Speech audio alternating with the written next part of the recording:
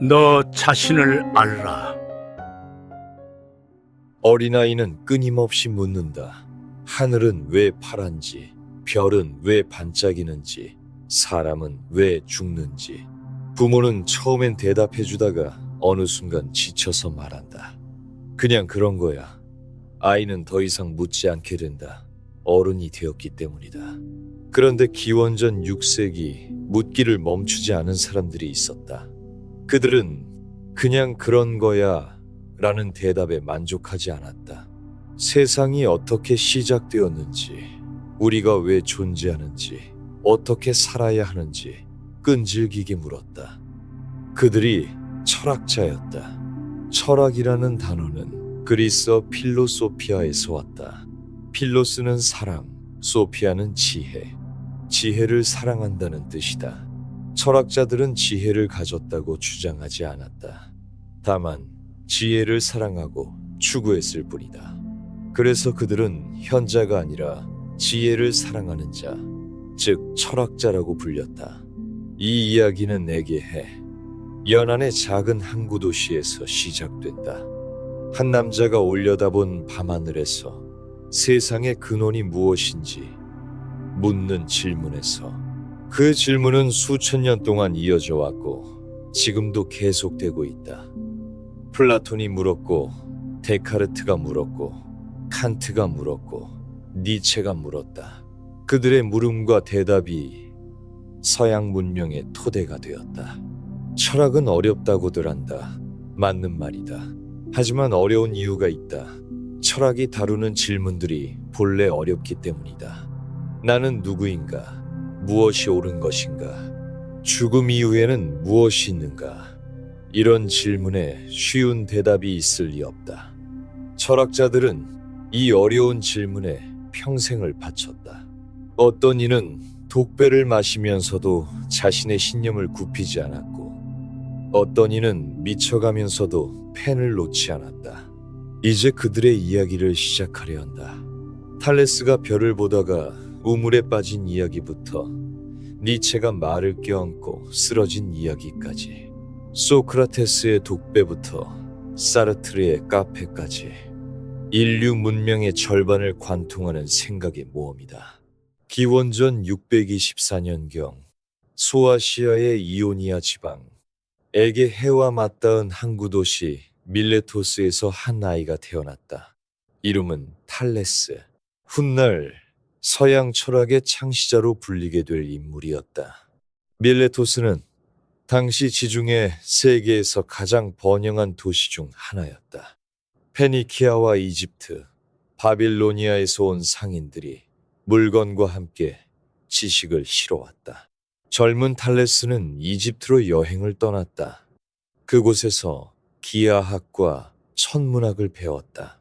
피라미드의 높이를 그림자의 길이로 계산하는 방법을 알아냈고, 기원전 585년 5월 28일에 일어날 일식을 예측해 사람들을 놀라게 했다. 하지만 탈레스가 철학의 아버지로 불리는 이유는 따로 있었다. 그는 당시로서는 전혀 새로운 질문을 던졌다. 세상은 무엇으로 이루어져 있는가? 만물의 근원은 무엇인가? 그 시대 사람들에게 세상의 시작은 신화의 영역이었다. 제우스가 있었고, 프로메테우스가 있었고, 카오스에서 세계가 탄생했다. 하지만 탈레스는 신이 아닌 다른 곳에서 답을 찾으려 했다. 그의 대답은 물이었다. 만물의 근원은 물이다. 지금 생각하면 틀린 대답이다. 하지만 중요한 것은 대답의 내용이 아니었다. 중요한 것은 질문의 방식이었다. 탈레스는 신화와 전설 대신 관찰과 추론으로 세상을 설명하려 했다. 이것이 철학의 시작이었다. 신의 변덕이 아니라 자연 자체에서 원리를 찾으려는 시도, 믿음이 아니라 이성으로 세계를 이해하려는 노력, 바로 그것이었다. 탈레스에 관한 유명한 일화가 있다. 어느 날 밤 그가 별을 관측하며 걷다가 웅덩이에 빠졌다. 이를 본 하녀가 비웃으며 말했다. 하늘의 일은 알려고 하면서 발밑의 일도 모르시나요? 200여 년 뒤 플라톤은 이 이야기를 전하며 덧붙였다. 철학자에 대한 세상의 조롱은 예나 지금이나 마찬가지라고. 하지만 탈레스가 허황된 몽상가만은 아니었다.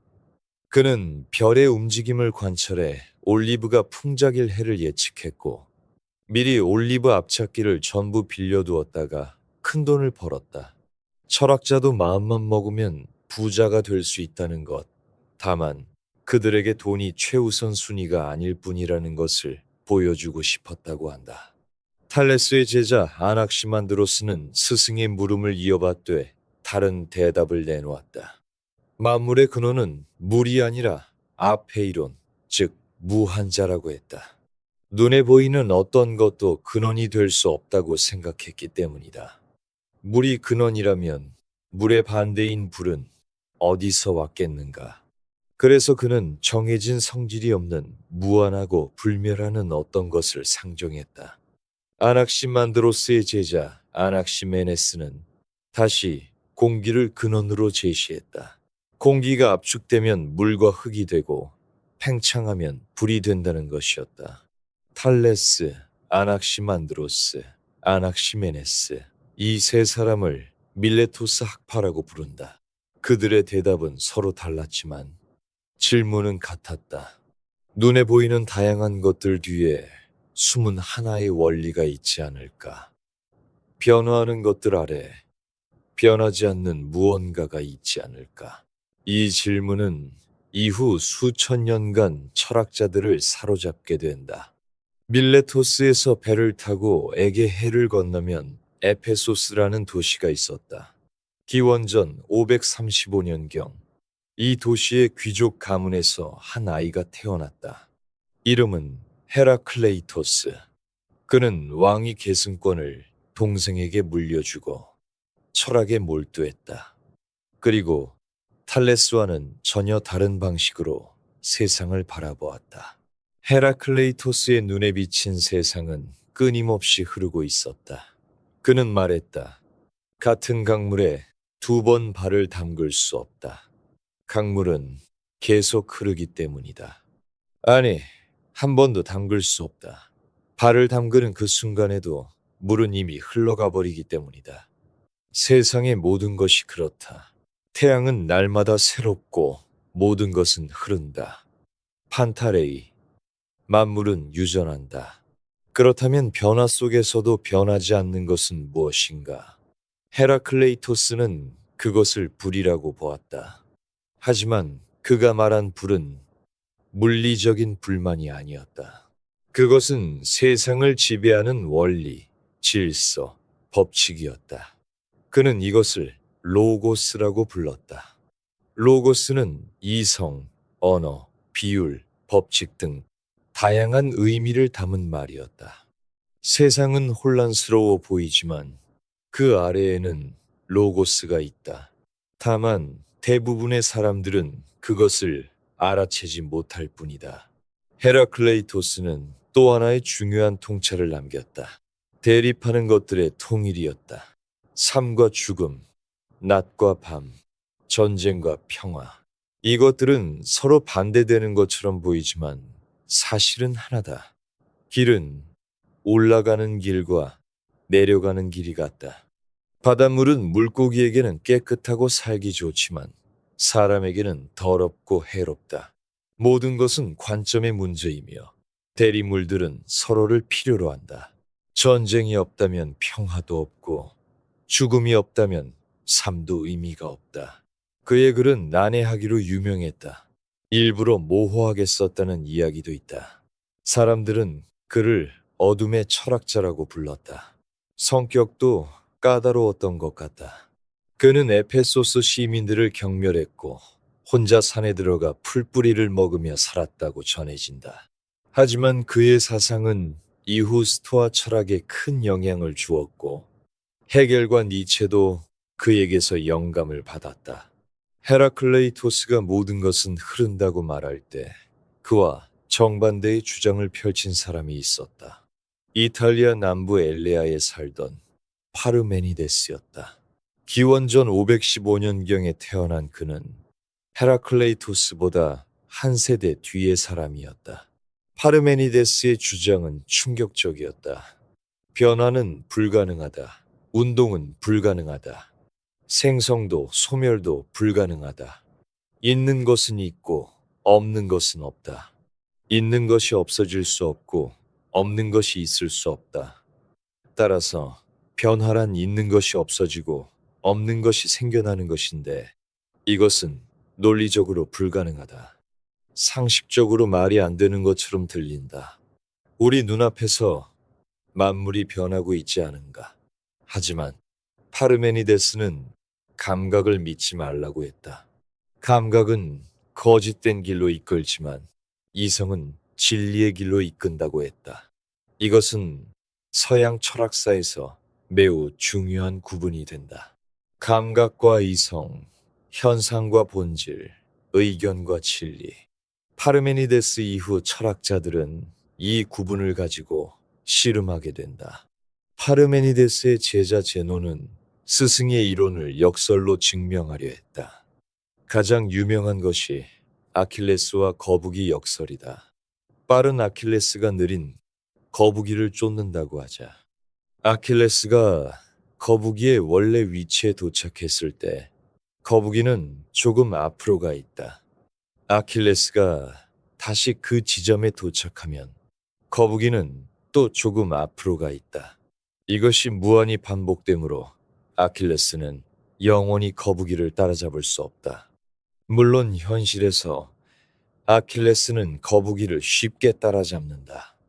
제논도 그것을 몰랐을 리 없다. 그의 목적은 운동이 불가능하다고 주장하는 것이 아니라 운동을 논리적으로 설명하는 것이 얼마나 어려운지 보여주는 것이었다. 감각은 운동이 있다고 말하지만 이성은 그것을 설명하지 못한다. 그렇다면 무엇을 믿어야 하는가? 이 문제는 2000년 뒤 미적분학이 발명될 때까지 완전히 해결되지 않았다. 밀레토스 학파가 세상의 진료를 물었다면 헤라클레이토스는 변화를, 파르메니데스는 존재를 물었다. 이들을 소크라테스 이전 철학자들, 즉 프리소크라틱이라고 부른다. 그들의 질문은 자연에 관한 것이었다. 인간에 관한 질문은 아직 본격적으로 제기되지 않았다. 그것은 다음 세대의 몫이었다. 기원전 5세기 그리스 세계의 중심이 이오니아에서 아테네로 옮겨갔다. 페르시아 전쟁에서 승리한 아테네는 에게해의 패권을 장악했고 페리클레스의 영도 아래 민주정치와 문화의 황금기를 맞이했다. 파르테논 신전이 세워졌고 소포클레스와 에우리피데스의 비극이 상연되었다. 그리고 역사상 가장 영향력 있는 새 철학자가 잇따라 등장했다. 소크라테스, 플라톤, 아리스토텔레스였다. 기원전 469년 아테네의 알로페케 지역에서 한 아이가 태어났다. 아버지 소프로니스코스는 조각가였고 어머니 파이나레테는 산파였다. 아이의 이름은 소크라테스. 훗날 서양 철학 전체를 뒤흔들 인물이 될 줄은 아무도 몰랐다. 소크라테스는 잘생긴 사람이 아니었다. 들창코에 튀어나온 눈, 두꺼운 입술. 제자 알키비아데스는 그를 실레노스에 비유했다. 술의 신 디오니소스를 따라다니는 못생긴 정령 말이다. 하지만 알키비아데스는 덧붙였다. 그 못생긴 외관을 열어보면 안에는 신의 형상이 들어있다고. 젊은 시절 소크라테스는 세 차례 전쟁에 참전했다. 포티다이아 전투, 델리온 전투, 암피폴리스 전투. 그는 용맹한 군인이었다.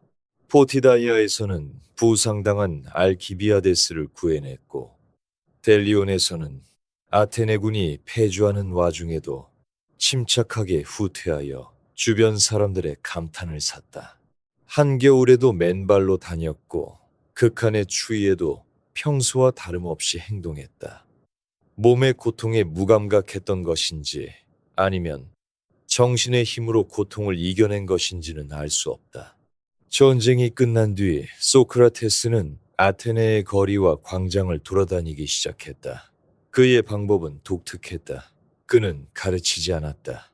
대신 물었다. 끊임없이 물었다. 정의가 무엇인지, 용기가 무엇인지, 경건이 무엇인지. 상대방이 자신있게 대답하면 소크라테스는 또 물었다. 그 대답의 모순을 파고들었다. 대화가 끝날 때쯤이면 상대방은 자신이 아무것도 모른다는 사실을 깨닫게 되었다. 이것이 그 유명한 삼파술이었다. 어머니가 삼파로서 아기를 받아냈듯이 소크라테스는 대화를 통해 상대방 안에 숨어있는 무지를 끄집어냈다. 그는 스스로를 지혜를 낳게 하는 산파라고 불렀다. 다만 그가 낳게 하는 것은 지식이 아니라 무지의 자각이었다. 델포이 신전에 유명한 격언이 새겨져 있었다. 너 자신을 알라. 소크라테스는 이 말을 평생의 화두로 삼았다.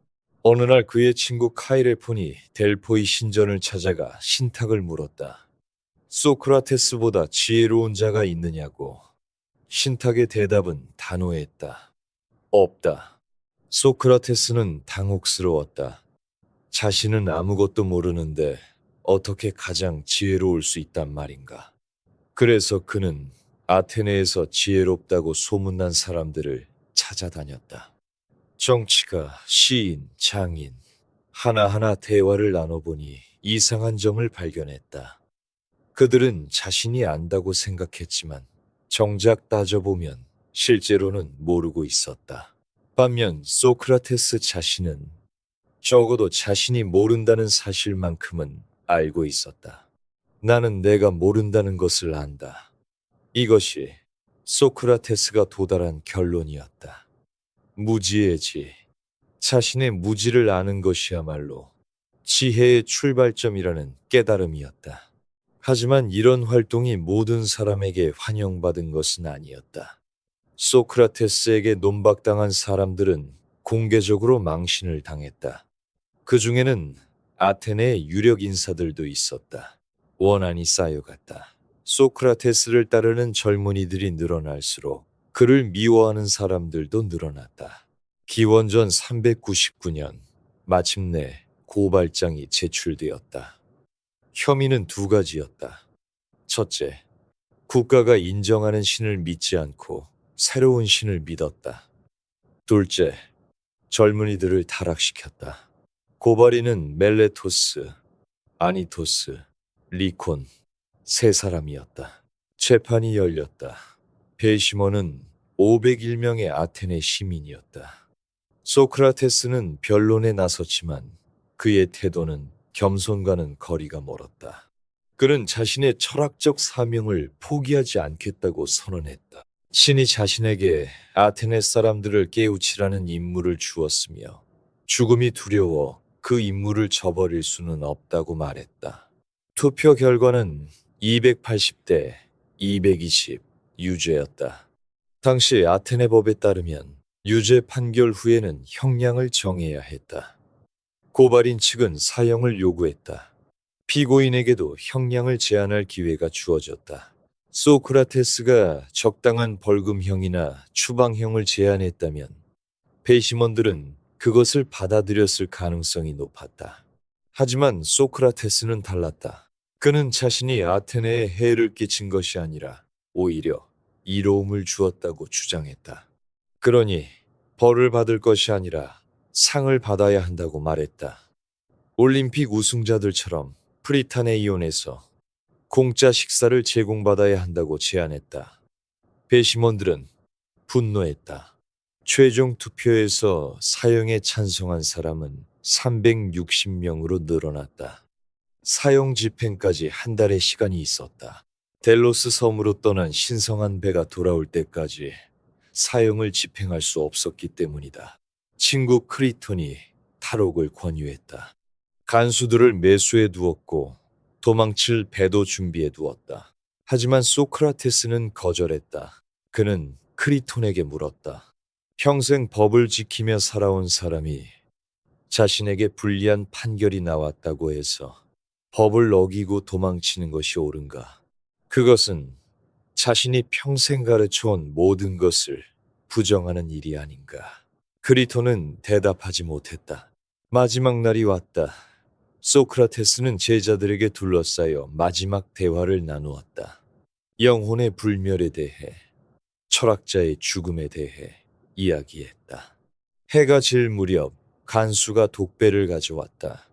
햄록이라는 독초로 만든 음료였다.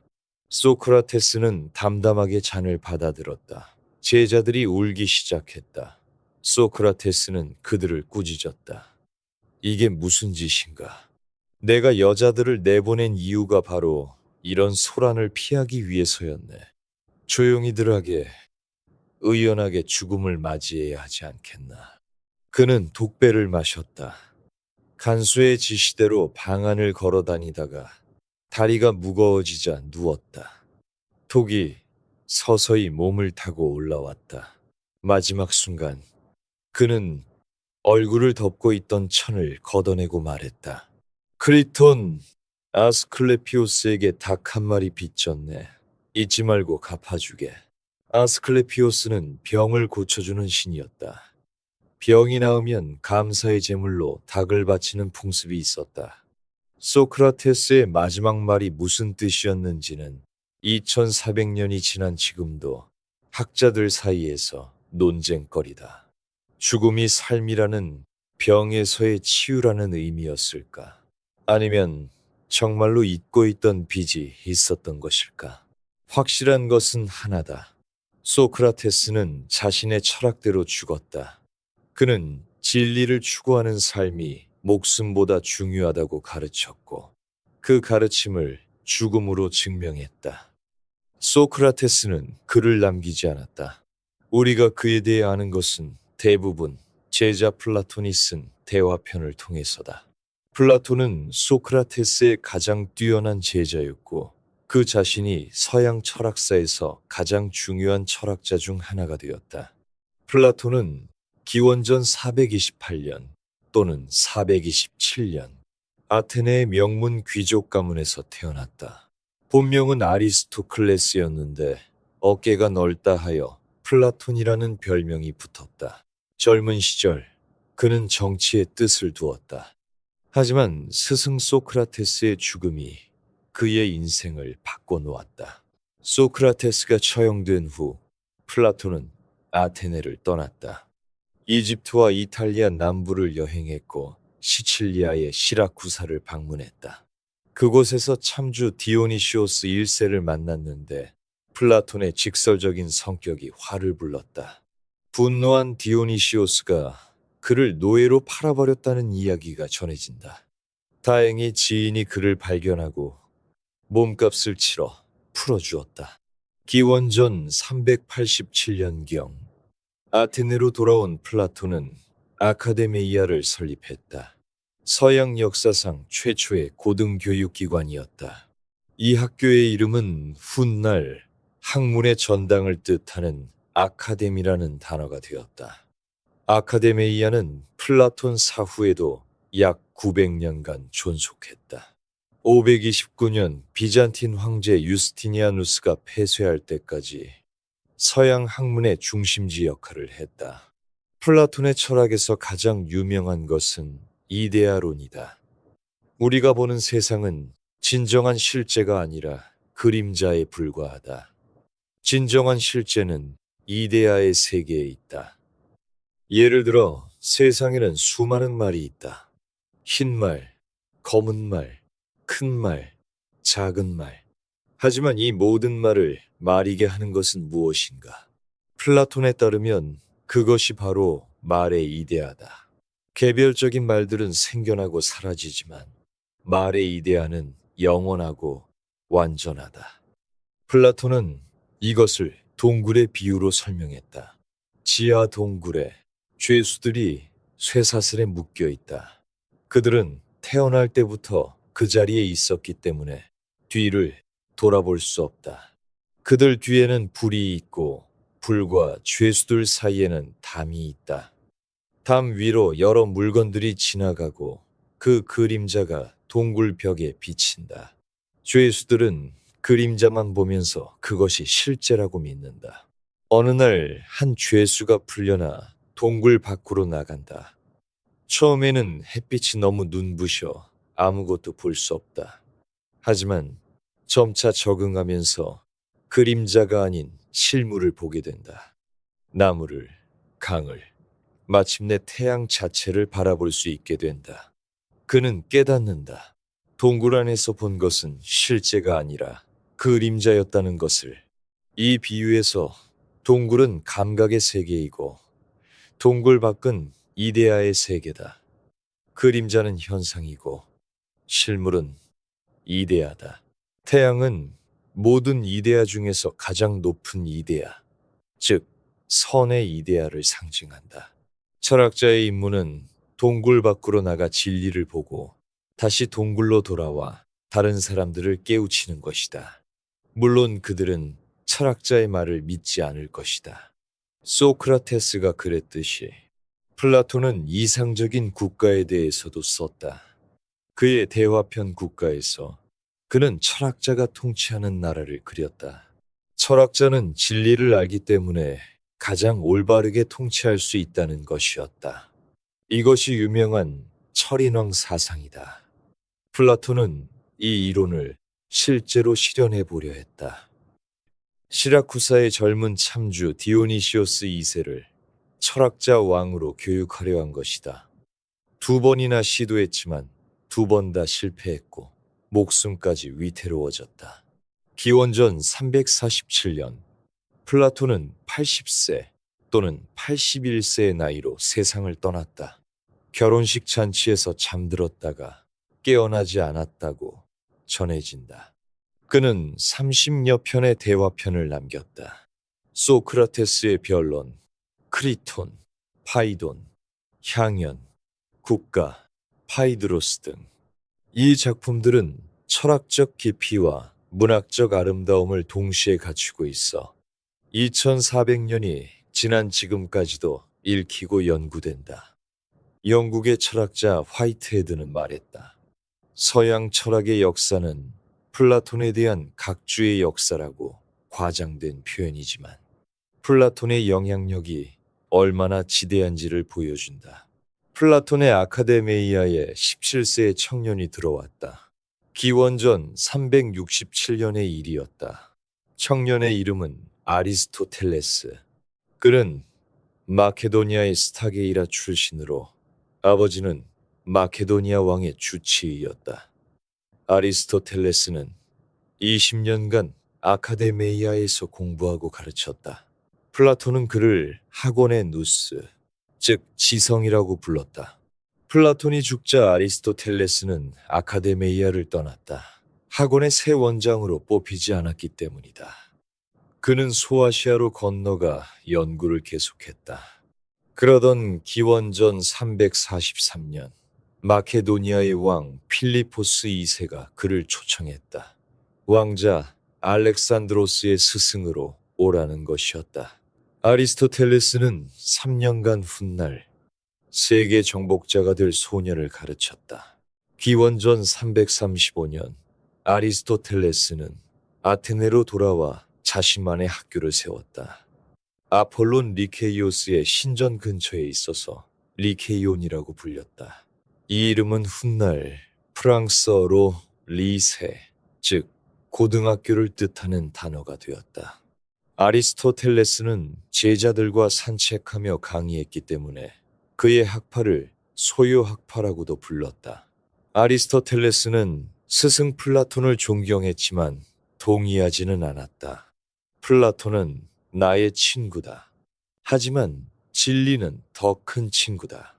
아리스토텔레스가 한 말로 전해지는 문장이다. 그는 이데아가 사물과 분리된 별개의 세계에 있다는 플라톤의 주장을 받아들이지 않았다. 그에게 보편적인 것은 개별적인 사물 안에 있었다. 말의 본질은 하늘 어딘가에 있는 것이 아니라 실제 말들 안에 있다는 것이다. 아리스토텔레스의 관심 분야는 놀라울 정도로 넓었다.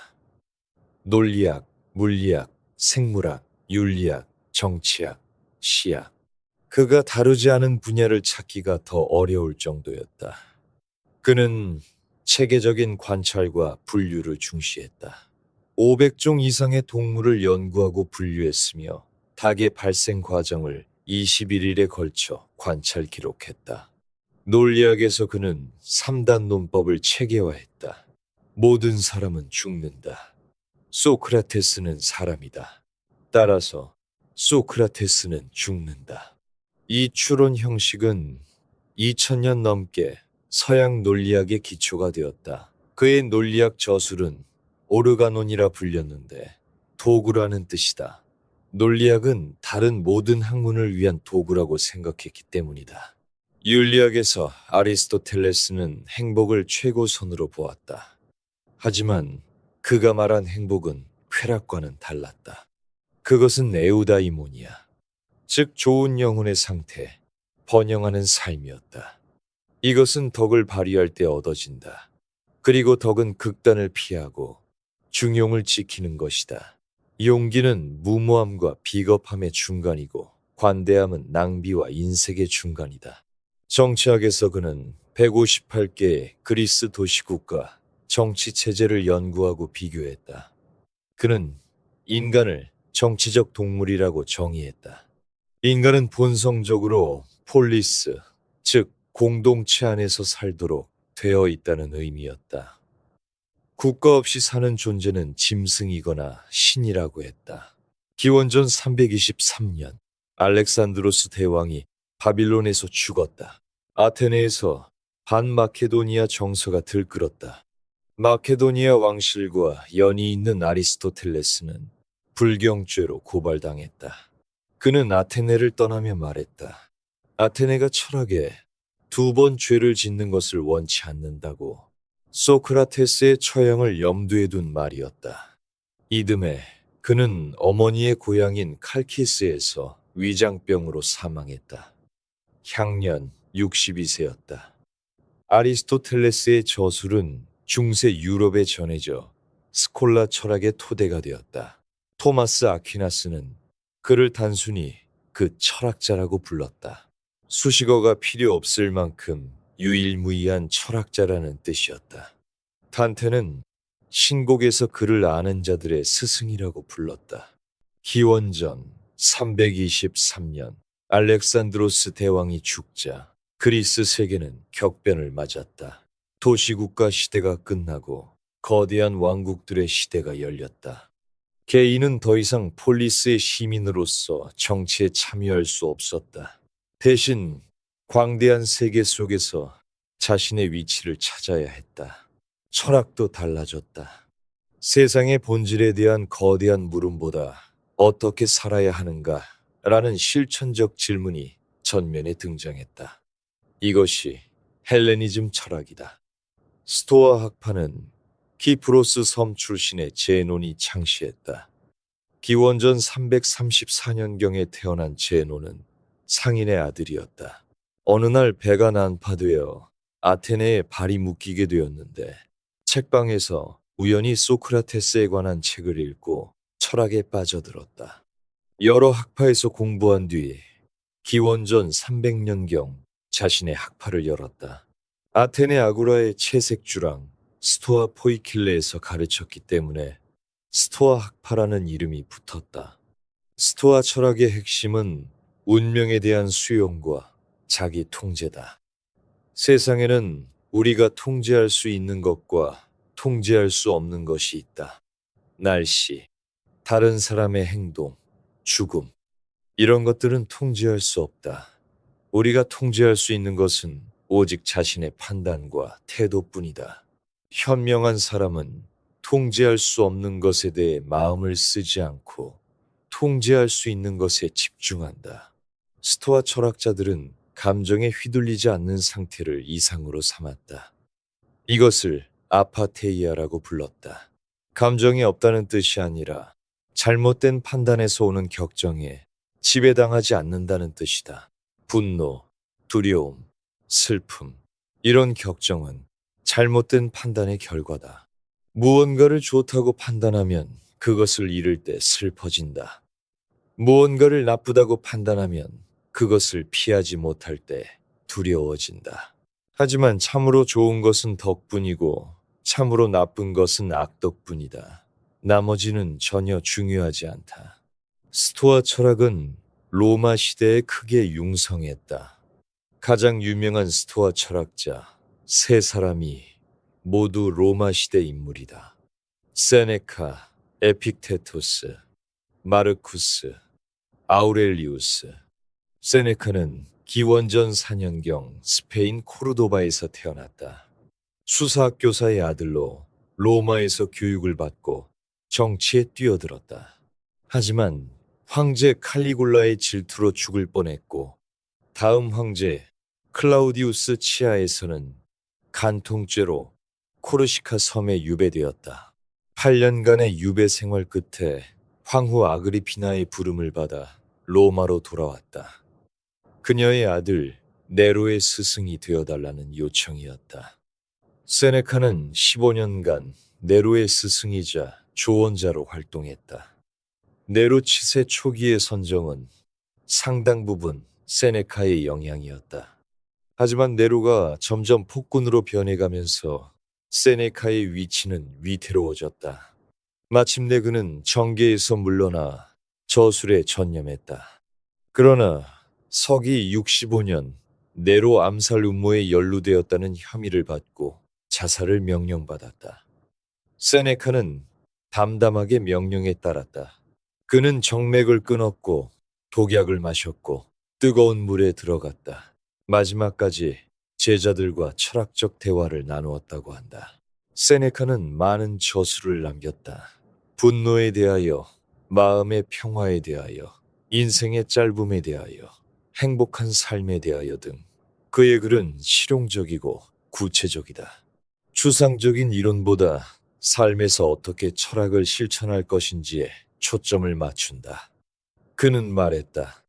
철학의 목적은 좋은 삶을 사는 것이지 좋은 논증을 만드는 것이 아니라고. 에픽테토스의 삶은 세네카와 완전히 달랐다. 그는 서기 50년경 소아시아 히에라폴리스에서 노예로 태어났다. 그의 이름 자체가 획득된 자라는 뜻인데 부모가 지어준 이름이 아니라 주인이 붙인 이름이었다.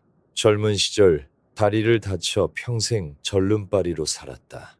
주인이 고문해서 그리 되었다는 설도 있고 류머티즘 때문이었다는 설도 있다. 다행히 에픽테토스의 주인은 네로의 비서 에파프로디토스였는데 그는 노예에게 교육받을 기회를 주었다. 에픽테토스는 스토아 철학자 무소니우스 루푸스에게서 배웠고 해방된 뒤 로마에서 철학을 가르치기 시작했다. 도미티아누스 황제가 철학자들을 추방했을 때 그는 그리스 니코폴리스로 가서 학교를 열었다. 에픽테토스는 글을 쓰지 않았다. 그의 가르침은 제자 아리아노스가 기록한 담화록과 그것을 요약한 편람에 담겨 있다. 그의 철학은 단순하고 강렬하다. 어떤 것들은 우리에게 달려 있고 어떤 것들은 우리에게 달려 있지 않다. 우리에게 달려 있는 것은 판단, 충동, 욕구, 혐오. 한마디로 우리 자신의 활동이다. 우리에게 달려있지 않은 것은 몸, 재산, 평판, 관직. 한마디로 우리 자신의 활동이 아닌 것이다. 노예였던 그에게 이 구분은 삶을 통해 얻은 지혜였다.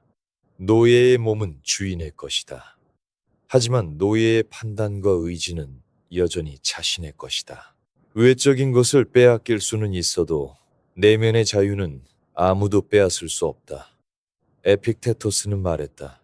네가 방해받지 않기를 원한다면 방해받는 것은 오직 너 자신의 일이라는 것을 기억하라. 너 자신만이 너의 목표와 의지에 영향을 줄 수 있다. 마르쿠스 아우렐리우스는 역사상 가장 권력 있는 스토아 철학자였다. 그는 로마 황제였다. 서기 121년 로마에서 태어나 하드리아누스 황제의 눈에 들어 안토니누스 피우스의 양자가 되었고 161년 황제로 즉위했다. 플라톤이 꿈꾸던 철인왕이 현실에 등장한 셈이었다. 하지만 그의 치세는 녹록지 않았다. 동쪽에서는 파르티아와 전쟁을 치러야 했고 북쪽에서는 게르만족이 침입했다. 전염병이 제국을 휩쓸어 수백만 명이 죽었다. 마르쿠스 아우렐리우스는 말년의 대부분을 다뉴브 강변의 전선에서 보냈다. 그곳 군막 안에서 그는 자신을 위한 철학적 일기를 썼다. 이것이 명상록이다. 명상록은 출판을 의도하고 쓴 책이 아니다. 스스로를 다스리기 위한 사적인 기록이었다. 그래서 더욱 진솔하고 감동적이다. 세상에서 가장 강력한 사람이 자신의 연약함과 싸우는 모습이 담겨 있다. 그는 분노를 경계하고 명예욕을 경계하고 죽음을 받아들이라고 스스로에게 말한다. 새벽에 일어나기 싫어지거든 이렇게 생각하라. 나는 인간으로서의 일을 하기 위해 일어난다. 내가 태어난 일을, 세상에 나온 이유인 일을 하러 가면서 아직도 불평하는가? 아니면 나는 이불 속에서 따뜻하게 누워있으려고 태어났단 말인가? 서기 180년 마르쿠스 아우렐리우스는 전선에서 병으로 죽었다. 로마 제국 최고의 황제 중 하나로 평가받는다. 역사가 에드워드 기번은 그의 치세를 인류 역사상 가장 행복했던 시기라고 썼다. 스토아 학파와 더불어 헬레니즘 시대를 대표하는 철학이 에피쿠로스 학파였다. 창시자 에피쿠로스는 기원전 341년 사모스 섬에서 태어났다. 18세에 아테네로 가서 플라톤의 아카데미아에서 공부했다. 이후 여러 도시를 떠돌다가 기원전 306년 아테네에 정착하여 자신의 학교를 세웠다. 이 학교는 정원이라 불렸는데 실제로 정원이 있는 집에서 운영되었기 때문이다. 에피쿠로스는 쾌락을 최고선으로 삼았다. 이 때문에 종종 방탕한 철학으로 오해받지만 실제 그의 가르침은 전혀 달랐다. 에피쿠로스가 말한 쾌락은 욕망의 충족이 아니라 고통의 부재였다. 몸에 고통이 없고 마음에 혼란이 없는 상태. 이것을 그는 아타락시아라고 불렀다. 평정심, 마음의 평화라는 뜻이다. 이 상태에 이르려면 욕망을 줄여야 한다. 에피쿠로스는 욕망을 세 가지로 분류했다. 자연적이고 필수적인 욕망, 자연적이지만 필수적이지 않은 욕망, 자연적이지도 필수적이지도 않은 욕망. 배고플 때 빵을 먹고 싶은 욕망은 첫 번째 범주다. 맛있는 음식을 먹고 싶은 욕망은 두 번째 범주다. 명예와 권력에 대한 욕망은 세 번째 범주다. 현명한 사람은 첫 번째 욕망만 충족하고 나머지는 절제한다. 에피쿠로스는 정원에서 친구들과 함께 소박한 삶을 살았다. 빵과 물, 약간의 치즈가 그의 식사였다. 포도주도 거의 마시지 않았다. 그는 말했다. 검소함에 익숙해지면 건강에도 좋고 삶의 필수적인 것들에 태만하지 않게 하며 때때로 풍성한 것을 만났을 때 더 잘 즐길 수 있게 한다. 죽음에 대한 두려움에서 벗어나는 것도 에피쿠로스 철학의 중요한 주제였다. 그는 원자론을 받아들여 영혼도 원자로 이루어져 있으며 죽으면 흩어진다고 생각했다. 따라서 사후 세계는 없다. 죽음은 감각의 박탈이므로 죽으면 아무것도 느끼지 못한다. 그러니 죽음을 두려워할 이유가 없다. 죽음은 우리에게 아무것도 아니다. 우리가 있는 한 죽음은 없고 죽음이 있으면 우리가 없다. 에피쿠로스의 유명한 논증이다. 에피쿠로스는 기원전 270년 72세의 나이로 세상을 떠났다. 신장결석으로 극심한 고통 속에서 죽어가면서도 친구들과 나눈 대화의 기쁨을 떠올리며 평온하게 마지막을 맞았다고 전해진다. 헬레니즘 시대에 또 다른 철학으로 견유학파가 있었다. 견유라는 이름은 개를 뜻하는 키니코스에서 왔다. 왜 개인지는 설이 분분하다. 그들이 개처럼 소박하게 살았기 때문이라고도 하고 아무 곳에서나 행동하며 수치를 몰랐기 때문이라고도 한다. 견유학파의 창시자는 안티스테네스로 소크라테스의 제자였다. 하지만 이 학파의 가장 유명한 인물은 시노페의 디오게네스다. 기원전 412년경 흑해연안의 시노페에서 태어난 그는 화폐를 위조한 혐의로 추방되어 아테네로 왔다.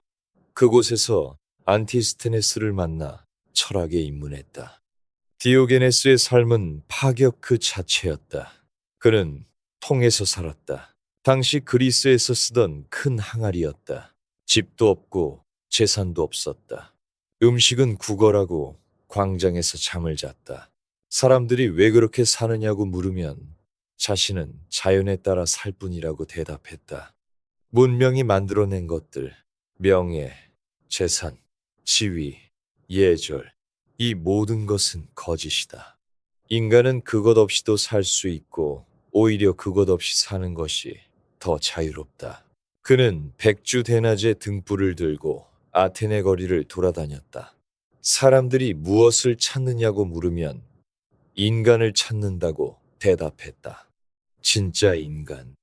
자연에 따라 덕스럽게 사는 인간을 찾지만 찾을 수가 없다는 뜻이었다. 알렉산드로스 대왕이 디오게네스를 만났다는 유명한 일화가 있다. 세계 정복을 앞둔 젊은 왕이 햇볕을 쬐고 있는 늙은 철학자에게 다가갔다. 원하는 것이 있으면 말하라. 무엇이든 들어주겠다고 했다. 디오게네스는 말했다. 햇빛을 가리고 있으니 비켜달라고. 알렉산드로스는 감탄했다. 내가 알렉산드로스가 아니라면 디오게네스이고 싶다고 말했다고 한다. 디오게네스는 기원전 323년경 90세 가까운 나이로 죽었다. 코린토스에서 문어를 날로 먹다가 체했다는 설도 있고 스스로 숨을 참아 죽었다는 설도 있다. 그의 무덤에는 대리석 개조각이 세워졌다. 서기 354년 11월 13일 북아프리카 누미디아의 작은 도시 타가스테, 로마 제국의 변방이었다. 이곳에서 한 아이가 태어났다. 아버지 파트리키우스는 이교도였고 어머니 모니카는 독실한 그리스도인이었다. 아이의 이름은 아우렐리우스 아우구스티누스. 훗날 서양 사상사에서 가장 영향력 있는 인물 중 하나가 될 운명이었다. 아우구스티누스는 재능이 뛰어났다. 어린 나이에 수사학을 마스터했고 카르타고로 유학을 떠났다. 그러나 그의 청년 시절은 방탕했다. 그는 고백록에서 당시를 회상하며 썼다. 아직 사랑하지 않으면서도 사랑하는 것을 사랑했다고. 17세에 첩을 얻어 아들을 낳았다. 이름을 아데오다투스, 신의 선물이라고 지었다. 지적 방황도 계속되었다. 먼저 마니교에 빠졌다. 마니교는 세상을 빛과 어둠, 선과 악의 투쟁으로 설명하는 종교였다. 9년간 마니교에 심취했지만 만족스러운 답을 얻지 못했다. 이후 회의주의에 빠졌다가 신플라톤주의로 옮겨갔다. 383년 아우구스티누스는 로마로 갔다가 이듬해 밀라노의 수사학 교수로 임명되었다. 그곳에서 암브로시우스 주교를 만났다. 암브로시우스의 설교를 들으면서 그리스도교에 대한 편견이 조금씩 무너져 갔다. 성경을 비유적으로 해석할 수 있다는 것, 그리스도교가 지적으로도 존중받을 만하다는 것을 깨달았다. 회심의 순간은 386년 여름에 찾아왔다. 밀라노의 한 정원에서 아우구스티누스는 자신의 연약함에 괴로워하고 있었다. 세례를 받고 싶었지만 세속의 욕망을 끊을 자신이 없었다. 그때 담 너머에서 아이의 노랫소리가 들렸다. 그는 성경을 집어들고 펼쳤다. 눈에 들어온 구절은 로마서 13장 13절에서 14절이었다. 방탕과 술 취함에 빠지지 말고, 음란과 호색에 빠지지 말고, 다툼과 시기에 빠지지 말고, 오직 주 예수 그리스도로 옷 입으라. 더 읽을 필요가 없었다. 그 순간 의심의 어둠이 걷혔다. 387년 부활절, 아우구스티누스는 암브로시우스에게서 세례를 받았다. 아프리카로 돌아가 금욕적인 공동체 생활을 시작했고 391년 사제로 서품되었다.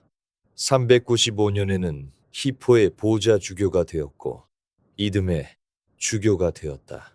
히포의 주교로서 아우구스티누스는 40년 가까이 활동했다. 설교하고 재판하고 가난한 자를 돌보고 이단과 논쟁했다. 동시에 방대한 저수를 남겼다. 고백록, 삼위일체론, 그리고 그의 대표작 신국론. 신국론은 410년 로마 약탈을 계기로 쓰였다. 서고트족이 로마를 함락시키자 이교도들은 그리스도교 때문이라고 비난했다. 로마가 전통 신들을 버리고 그리스도교를 받아들였기 때문에 신들의 보호를 잃었다는 것이었다. 아우구스티누스는 이에 반박하면서 인류 역사 전체에 대한 장대한 신학적 해석을 시도했다. 역사는 두 도시의 대결이다. 신의 도시와 지상의 도시. 신의 도시 시민은 신을 사랑하고 자신을 멸시한다. 지상의 도시 시민은 자신을 사랑하고 신을 멸시한다. 두 도시는 역사 속에서 뒤섞여 있다. 교회 안에도 지상의 도시 시민이 있고 교회 밖에도 신의 도시 시민이 있다. 최종적인 분리는 역사의 끝에 가서야 이루어진다. 아우구스티누스의 또 다른 핵심 사상은 은총론이다.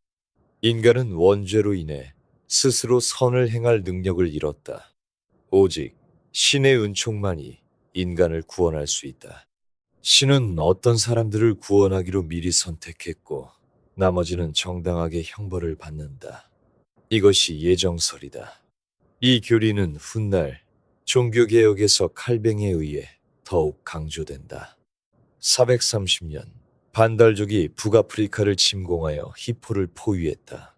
아우구스티누스는 포위 공격이 계속되는 가운데 병으로 쓰러졌다. 8월 28일 76세의 나이로 세상을 떠났다. 그의 유해가 묻힌 무덤은 나중에 반달족에 의해 파괴되었고 유해는 사르디니아로 옮겨졌다가 다시 이탈리아 파비아로 옮겨졌다. 아우구스티누스는 서양 그리스도교 사상의 토대를 놓았다. 중세 신학은 그의 체계 위에 세워졌고 종교개혁자들도 그를 인용했다. 루터는 아우구스티누스 수도의 수사였고 칼뱅의 예정론은 아우구스티누스에게서 왔다. 심지어 데카르트의 나는 생각한다, 고로 존재한다도 아우구스티누스의 의심론증에 비치고 있다. 1225년 이탈리아 남부 로카세카 근처의 가문에서 한 아이가 태어났다. 아버지는 아퀴노 백작이었다. 아이의 이름은 토마스. 그는 어려서부터 뚱뚱하고 과묵해서 벙어리 황소라는 별명이 붙었다.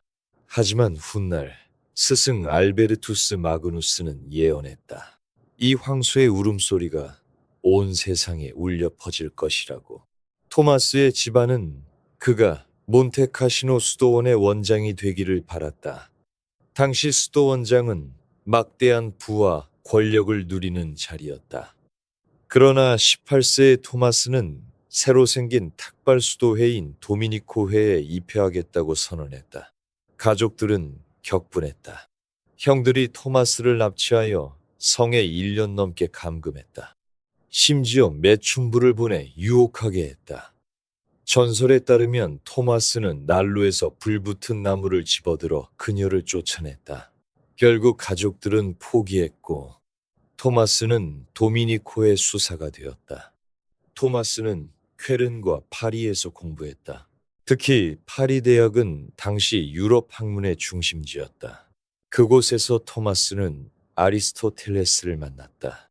물론 직접 만난 것이 아니라 아랍어에서 라틴어로 번역된 저작들을 통해서였다. 12세기에 이슬람 세계로부터 아리스토텔레스의 저작들이 전해지면서 서유럽은 지적 충격에 빠졌다. 성경에 기반한 전통적 세계관과 아리스토텔레스의 자연 철학이 충돌했기 때문이다. 토마스의 과업은 이 둘을 조화시키는 것이었다. 그는 신학대전이라는 거대한 저작에서 이 작업을 수행했다. 총 512개의 문제를 다루며 각각에 대해 반론을 제시하고 답변하는 형식이다. 그 분량이 어마어마해서 현대 번역본으로 수천 쪽에 달한다. 토마스에게 신앙과 이성은 모순되지 않았다. 둘 다 신에게서 온 것이기 때문이다. 이성은 자연의 빛으로서 자연적 진리를 알게 해준다. 신앙은 은총의 빛으로서 초자연적 진리를 알게 해준다. 어떤 진리는 이성만으로도 알 수 있다. 신의 존재가 그렇다. 어떤 진리는 오직 계시를 통해서만 알 수 있다. 삼위일체가 그렇다. 둘은 서로 다른 영역을 다루며 진정한 진리는 결코 충돌하지 않는다. 토마스는 신의 존재를 증명하는 5가지 길을 제시했다. 그중 가장 유명한 것이 우주론적 논증이다.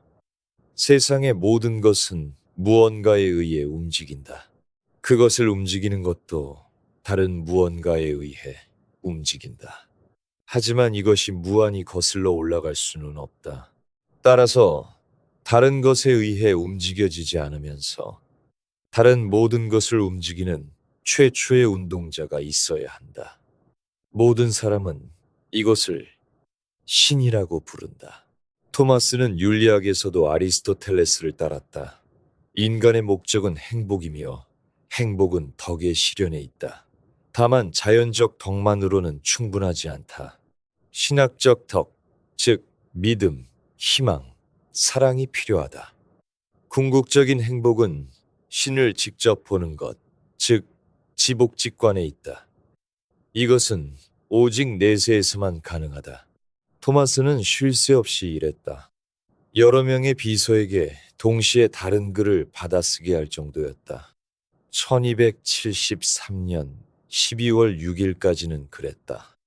그날 미사를 드리다가 무언가를 체험한 토마스는 갑자기 글쓰기를 멈추었다.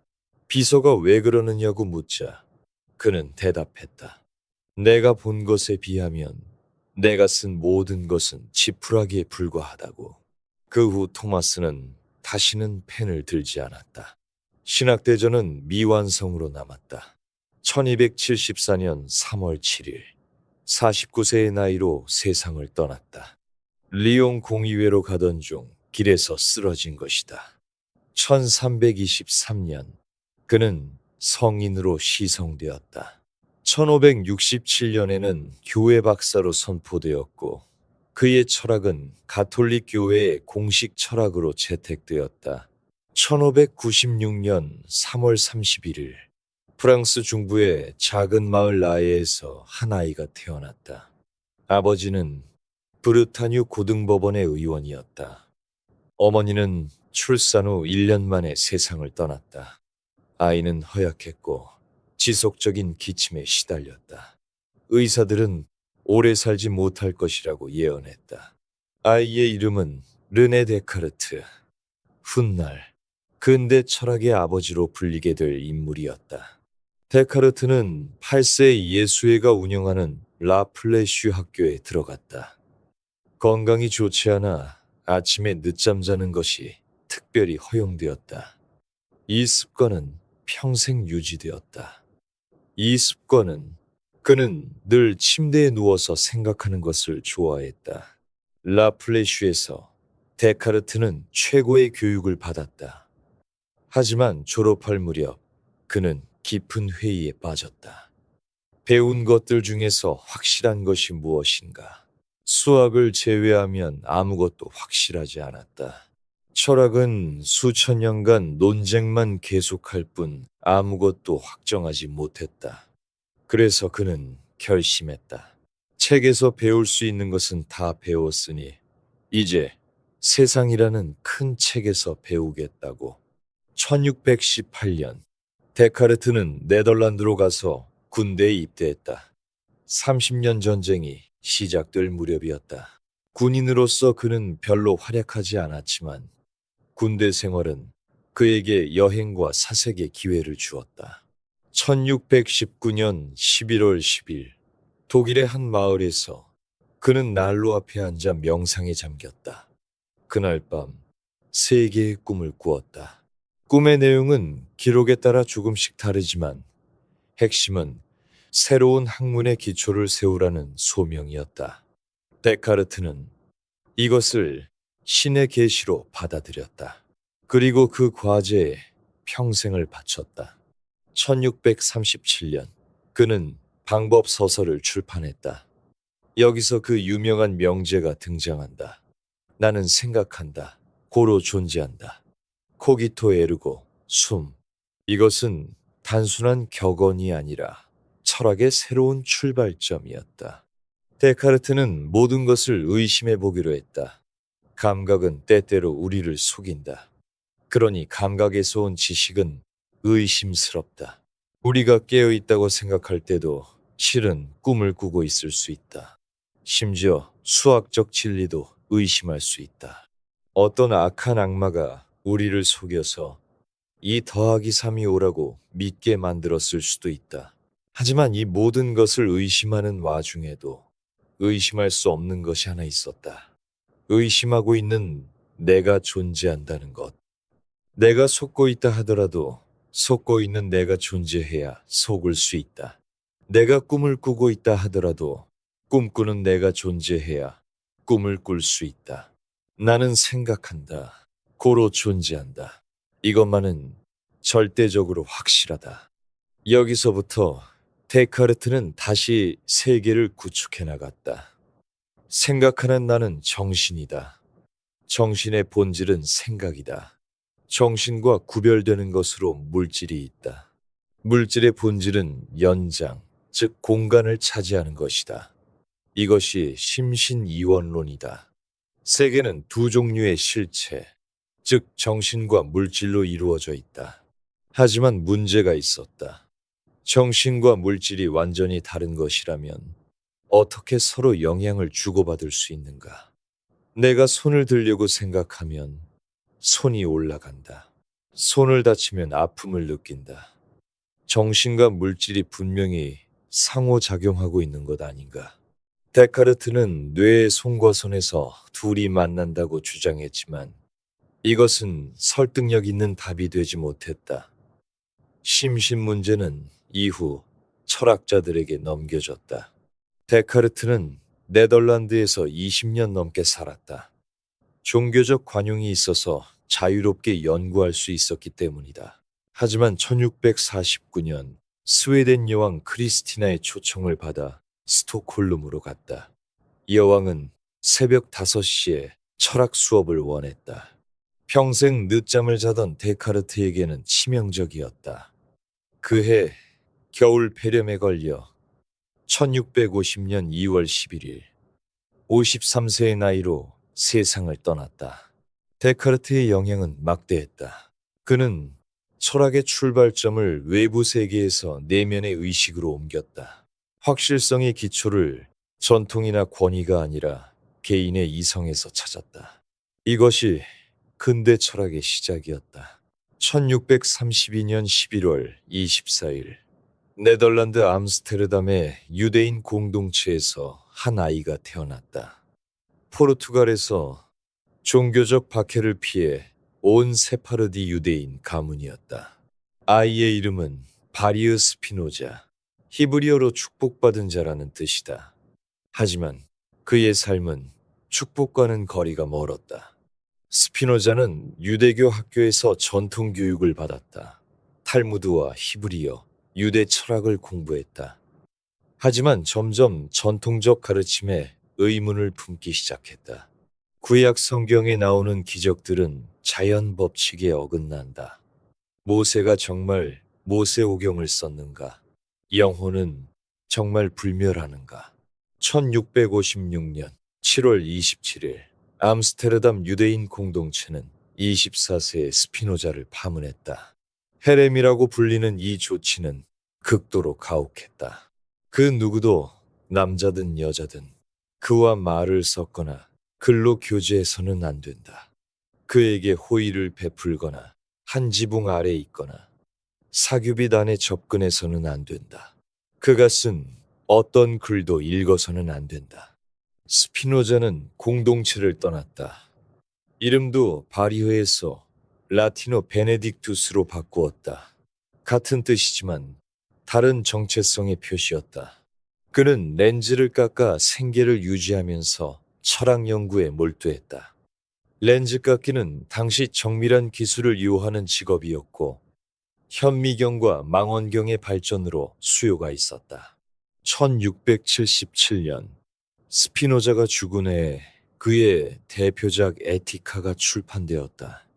기하학적 방법으로 증명된 윤리학이라는 부제가 붙어 있다. 실제로 이 책은 유클리드 기하학처럼 정의, 공리, 정리, 증명으로 이루어져 있다. 철학을 수학처럼 확실하게 만들려는 시도였다. 에티카의 첫 장은 신에 대하여로 시작한다.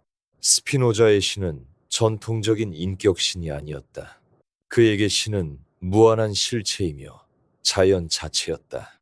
신, 즉 자연. 이것이 스피노자 철학의 핵심 명제다. 신은 자연 바깥에서 자연을 창조한 초월적 존재가 아니라 자연 그 자체이며 자연의 모든 것은 신 안에 있다. 이것을 범신론이라고 부른다. 하지만 스피노자의 범신론은 자연을 숭배하는 것이 아니었다. 오히려 자연을 과학적으로 이해하려는 것이었다. 모든 것은 필연적인 인과 법칙에 따라 일어난다. 자유의지는 환상이다. 사람들이 자유롭다고 느끼는 것은 자신의 행동을 의식하지만 그 원인을 모르기 때문이다. 그렇다면 윤리학은 어떻게 가능한가? 자유의지가 없다면 도덕적 책임도 없는 것 아닌가? 스피노자에게 윤리학은 선악의 규범이 아니라 행복에 이르는 방법이었다. 인간의 최고 행복은 신, 즉 자연을 이성적으로 인식하는 것이다. 이것을 그는 신에 대한 지적 사랑이라고 불렀다. 자연의 필연성을 이해할 때 우리는 격정에서 벗어나 참된 자유를 얻는다. 스피노자는 평생 가난하게 살았다. 여러 곳에서 대학 교수 자리를 제안받았지만 자유를 깨 철학하기 위해 거절했다. 1673년 독일의 팔츠 선제우가 하이델베르크 대학 철학 교수직을 제안했을 때도 마찬가지였다. 학문의 자유를 보장하겠다고 했지만 스피노자는 그 한계가 어디까지인지 알 수 없다며 거절했다. 1677년 2월 21일 스피노자는 44세의 나이로 세상을 떠났다. 렌즈를 깎으면서 들이마신 유리가루가 폐를 손상시켰다는 설이 있다. 그는 결혼하지 않았고 자녀도 없었다. 남긴 재산이라고는 책 몇 권과 렌즈 깎는 도구뿐이었다. 당대 스피노자는 무신론자로 비난받았다. 하지만 후대의 평가는 달랐다. 노발리스는 그를 신에 취한 사람이라고 불렀다. 헤겔은 스피노자의 철학이 모든 철학의 출발점이라고 했다. 아인슈타인은 스피노자의 신을 믿는다고 말했다. 1646년 7월 1일 독일 라이프치히에서 한 아이가 태어났다. 아버지는 라이프치히 대학의 도덕 철학 교수였다. 아이의 이름은 고트프리트 빌헬름 라이프니츠. 그는 역사상 가장 다재다능한 천재 중 하나가 될 운명이었다. 라이프니츠는 6세의 아버지를 잃었다. 아버지의 서재를 물려받아 독학으로 라틴어와 그리스어를 익혔다. 15세에 라이프치히 대학에 입학했고 20세에 박사 학위를 받으려 했다. 하지만 너무 어리다는 이유로 거절당했다. 그는 다른 대학으로 가서 같은 해에 박사 학위를 받았다. 그의 관심 분야는 끝이 없었다. 철학, 수학, 물리학, 신학, 역사학, 언어학, 법학. 그는 뉴턴과 독립적으로 미적분학을 발명했다. 오늘날 우리가 사용하는 미적분 기호 대부분은 라이프니츠가 만든 것이다. 이진법을 발전시켰고 계산기를 만들었으며 지질학과 생물학에도 기여했다. 러시아의 표트르 대제에게 교육개혁을 조언하기도 했다. 하지만 라이프니츠의 철학적 경력은 순탄치 않았다. 평생 귀족들의 후원에 의존해야 했고 말년에는 홀로 외롭게 죽었다. 그의 철학 체계는 체계적인 저작이 아니라 수많은 편지, 논문, 단편적인 글에 흩어져 있다. 라이프니츠 철학의 핵심 개념은 모나드다. 세계를 이루는 궁극적인 단위는 물질적 원자가 아니라 정신적 실체인 모나드다. 모나드는 창문이 없다. 다른 모나드의 영향을 받지 않고 오직 자기 안의 원리에 따라 전개된다. 그렇다면 모나드들 사이에 어떻게 조화가 있는가? 라이프니츠의 대답은 예정조화다. 신이 처음부터 모든 모나드가 조화롭게 작동하도록 프로그래밍해 놓았다는 것이다. 이것을 라이프니츠는 두 시계의 비유로 설명했다. 두 시계가 완벽하게 같은 시간을 가리킨다고 하자 어떻게 그럴 수 있는가? 첫째, 물리적으로 연결되어 있어서 하나가 다른 하나를 움직인다. 둘째, 누군가 계속 조종한다. 셋째, 처음부터 완벽하게 맞춰 놓아서 따로 조정할 필요가 없다. 라이프니츠에 따르면 신은 세 번째 방법을 택했다. 가장 지혜로운 방법이기 때문이다. 라이프니츠는 이 세계가 가능한 모든 세계 중 최선이라고 주장했다. 신은 전지하고 전능하며 선하다. 그런 신이 세계를 창조할 때 가장 좋은 세계를 택했을 것이다. 그렇다면 왜 악이 존재하는가? 그것은 더 큰 선을 위해 필요하기 때문이다. 그림에 어두운 부분이 있어야 전체가 아름다운 것처럼 이 최선의 세계 이론은 볼테르의 조롱을 받았다. 1755년 리스본 대지진이 일어나 수만 명이 죽자 볼테르는 풍자소설 캉디드를 썼다. 주인공의 스승 팡글로스는 라이프니츠를 희화화한 인물로 온갖 재앙 속에서도 이것이 최선의 세계라고 우기다가 망신당한다. 1716년 11월 14일 라이프니츠는 하노버에서 70세의 나이로 죽었다. 평생을 섬긴 하노버 선제후는 이때 영국 왕 조지 1세로 즉위한 상태였다. 왕은 장례식에 참석하지 않았다. 어느 학회도 조문하지 않았다. 그의 무덤은 50년 넘게 묘비 없이 방치되었다. 데카르트, 스피노자, 라이프니츠는 대륙의 합리론자들이었다. 그들은 이성만으로 확실한 지식에 도달할 수 있다고 믿었다. 바다 건너 영국에서는 다른 전통이 발전하고 있었다. 경험론이었다. 경험론자들은 모든 지식이 경험에서 시작한다고 주장했다. 존 로크는 1632년 영국 서머싯에서 태어났다. 청교도 가정이었고 아버지는 변호사였다. 옥스퍼드에서 의학과 자연 철학을 공부했고 정치에도 깊이 관여했다. 휘그당의 지도자 샤프츠베리, 백작의 주치의이자 조언자였다. 샤프츠베리가 몰락하면서 로크도 네덜란드로 망명해야 했다. 1688년 명예혁명 후에야 영국으로 돌아올 수 있었다. 1689년 로크는 두 편의 기념비적 저작을 출판했다. 정부론과 인간 오성론이었다. 정부론은 왕권 신수설을 비판하고 사회계약론과 저항권을 주장했다. 미국 독립선언문과 프랑스 인권선언에 직접적인 영향을 미쳤다. 철학사에서 더 중요한 것은 인간 오성론이었다. 이 책에서 로크는 본유관념을 부정했다. 데카르트 같은 합리론자들은 인간이 태어날 때부터 어떤 관념을 가지고 있다고 주장했다. 신의 관념, 수학적 진리, 논리 법칙 같은 것들이다. 로크는 이것을 거부했다. 인간의 마음은 태어날 때 백지, 즉 타블라 라사라고 했다. 그 위의 경험이 글을 쓴다. 모든 관념은 감각 경험에서 온다. 단순 관념은 감각을 통해 직접 들어온다. 색깔, 소리, 냄새 같은 것이다. 복합 관념은 단순 관념이 결합된 것이다. 사고라는 관념은 빨강, 동그람, 달콤함 등의 단순 관념이 결합된 것이다. 심지어 신의 관념도 경험에서 파생된다.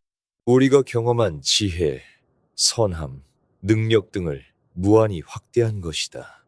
로크는 성질을 1차 성질과 2차 성질로 구분했다. 1차 성질은 사물 자체에 속한다. 크기, 모양, 운동 같은 것이다. 2차 성질은 사물이 우리 감각이 일으키는 효과다. 색깔, 소리, 맛 같은 것이다. 사과 자체는 빨갛지 않다. 사과의 표면이 특정 파장의 빛을 반사하고 그것이 우리 눈에 빨강이라는 감각을 일으키는 것이다. 로크는 1704년 72세로 세상을 떠났다. 그의 경험론은 다음 세대 철학자들에게 계승되었다. 조지 버클리는 1685년 아일랜드에서 태어났다. 성공의 사제로 서품받았고 훗날 클로인의 주교가 되었다. 그의 철학은 로크의 경험론을 극단까지 밀어붙인 것이었다. 버클리는 물었다. 우리가 아는 것은 오직 관념뿐이다.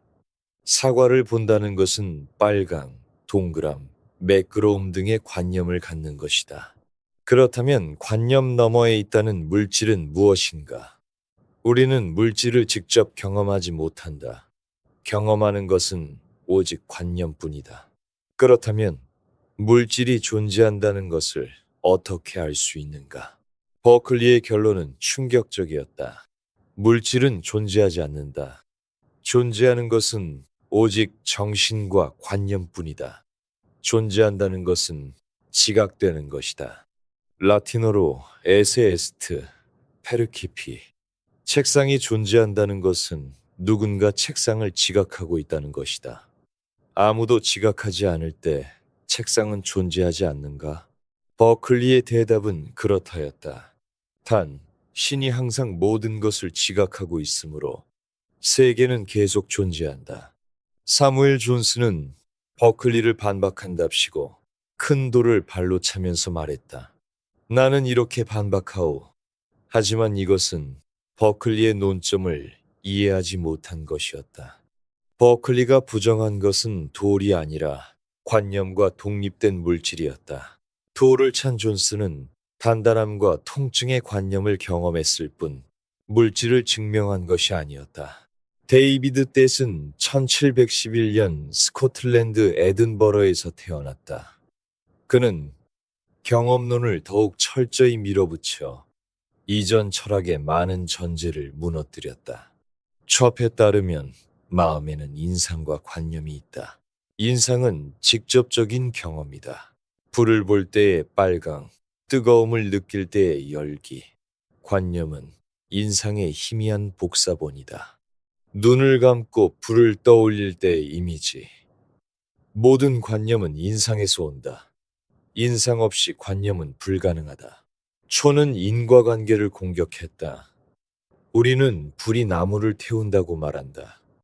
하지만 우리가 실제로 보는 것은 무엇인가? 불과 나무가 접촉하고 나무가 재로 변하는 것이다. 불이 나무를 태운다는 필연적 연결은 보이지 않는다. 우리는 그저 두 사건이 반복해서 이어지는 것을 보았을 뿐이다. 인과관계는 사물 자체에 있는 것이 아니라 습관에서 온 우리 마음의 기대일 뿐이다. 철은 자아도 의심했다. 데카르트는 생각하는 나를 확실한 것으로 삼았다. 하지만 휴음은 물었다. 자아라는 인상이 있는가?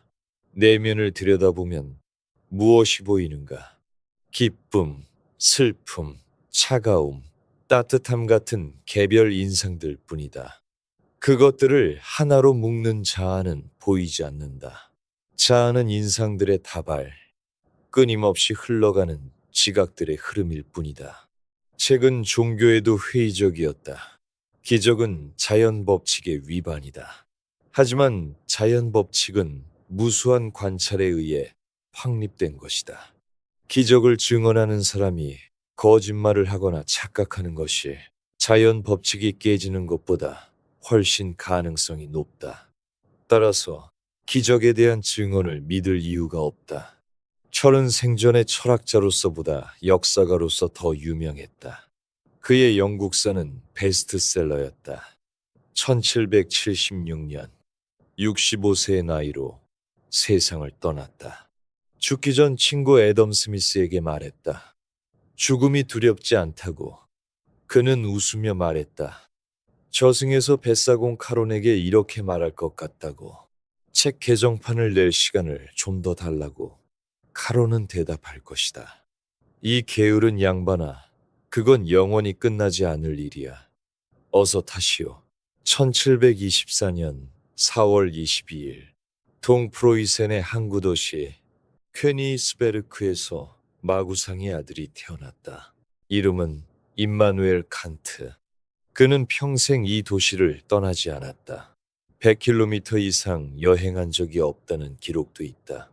하지만 그의 사상은 전 세계 철학을 바꿔놓았다. 칸트의 삶은 규칙적이기로 유명했다. 매일 오후 3시 30분에 산책을 나섰고 시민들은 그 모습을 보고 시계를 맞췄다.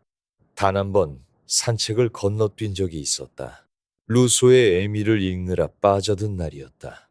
젊은 시절 칸트는 라이프니츠 볼프 학파의 합리론을 따랐다. 하지만 팸을 읽고 독단의 잠에서 깨어났다.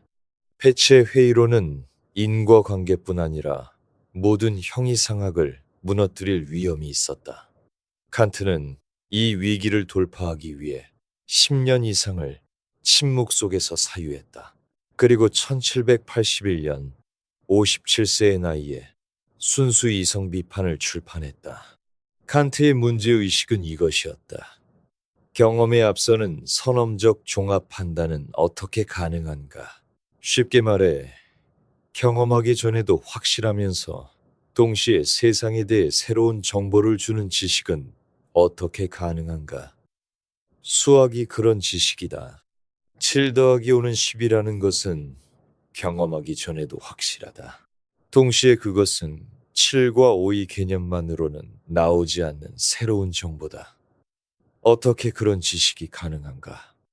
칸트의 대답은 혁명적이었다. 그는 인식의 방향을 뒤집었다. 전통적으로 우리의 인식이 대상에 맞춰야 한다고 생각했다.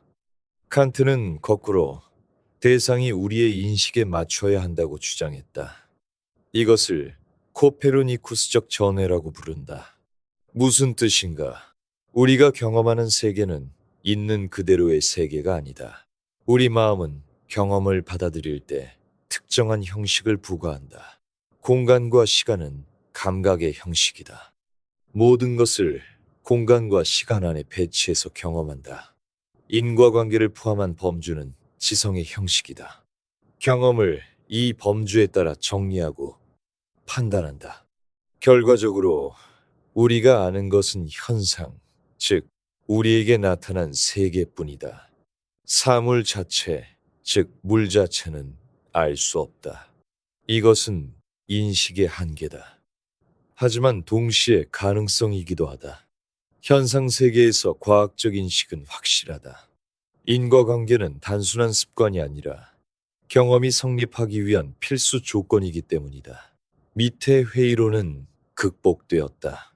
칸트는 전통 형이상학도 비판했다. 신의 존재, 영혼의 불멸, 의지의 자유.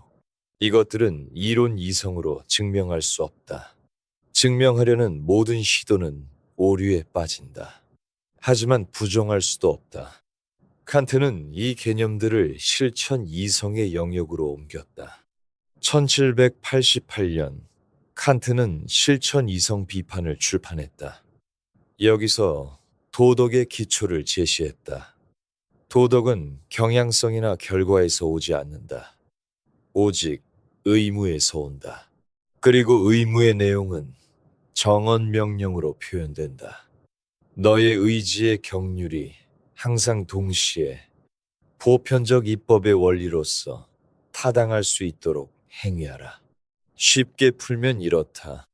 어떤 행동을 하기 전에 물어보라. 모든 사람이 이렇게 행동해도 괜찮은가? 거짓말을 하기 전에 물어보라. 모든 사람이 거짓말을 해도 괜찮은가? 그렇지 않다. 모든 사람이 거짓말을 하면 아무도 믿지 않게 되고 거짓말 자체가 불가능해진다. 따라서 거짓말은 도덕적으로 허용되지 않는다. 칸트는 또한 인간 존엄의 근거를 제시했다. 인간은 결코 수단으로만 대우받아서는 안 되고 항상 동시에 목적으로 대우받아야 한다. 인간은 자유로운 이성적 존재이기 때문이다. 이 원리는 현대 인권 사상의 철학적 기초가 되었다. 1804년 2월 12일 칸트는 79세의 나이로 세상을 떠났다. 그의 마지막 말은 좋다였다. 퀘니 히스베르크 대학 곁에 묻혔다. 무덤 앞 비석에는 그의 실천 이성 비판에서 따온 문장이 새겨져 있다. 자주 그리고 깊이 생각할수록 새롭고 커져가는 찬탄과 경외로 마음을 채우는 것이 두 가지 있다. 내 위에 별이 빛나는 하늘과 내 안에 도덕 법칙이다. 칸트의 영향은 막대했다. 이후의 모든 철학은 어떤 식으로든 칸트와 관계를 맺어야 했다.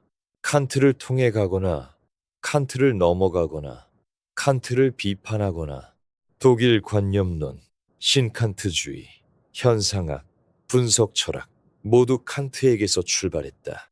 그는 철학사의 분수령이었다. 칸트가 철학의 지형을 바꿔놓자 젊은 철학자들이 그 뒤를 이어 달리기 시작했다. 칸트는 우리가 물 자체를 알 수 없다고 했다. 그렇다면 물 자체란 대체 무엇인가? 왜 우리 인식 바깥에 그런 것을 상정해야 하는가? 칸트의 제자들은 스승의 철학을 완성하기 위해 혹은 극복하기 위해 새로운 길을 모색했다. 1762년 작센의 작은 마을 라메나우에서 한 아이가 태어났다. 이름은 요한 고틀리프 피이테. 아버지는 가난한 리본 직공이었다. 어린 시절부터 총명했던 피이테는 9살 때 목사의 설교를 한 번 듣고 그대로 암기했다.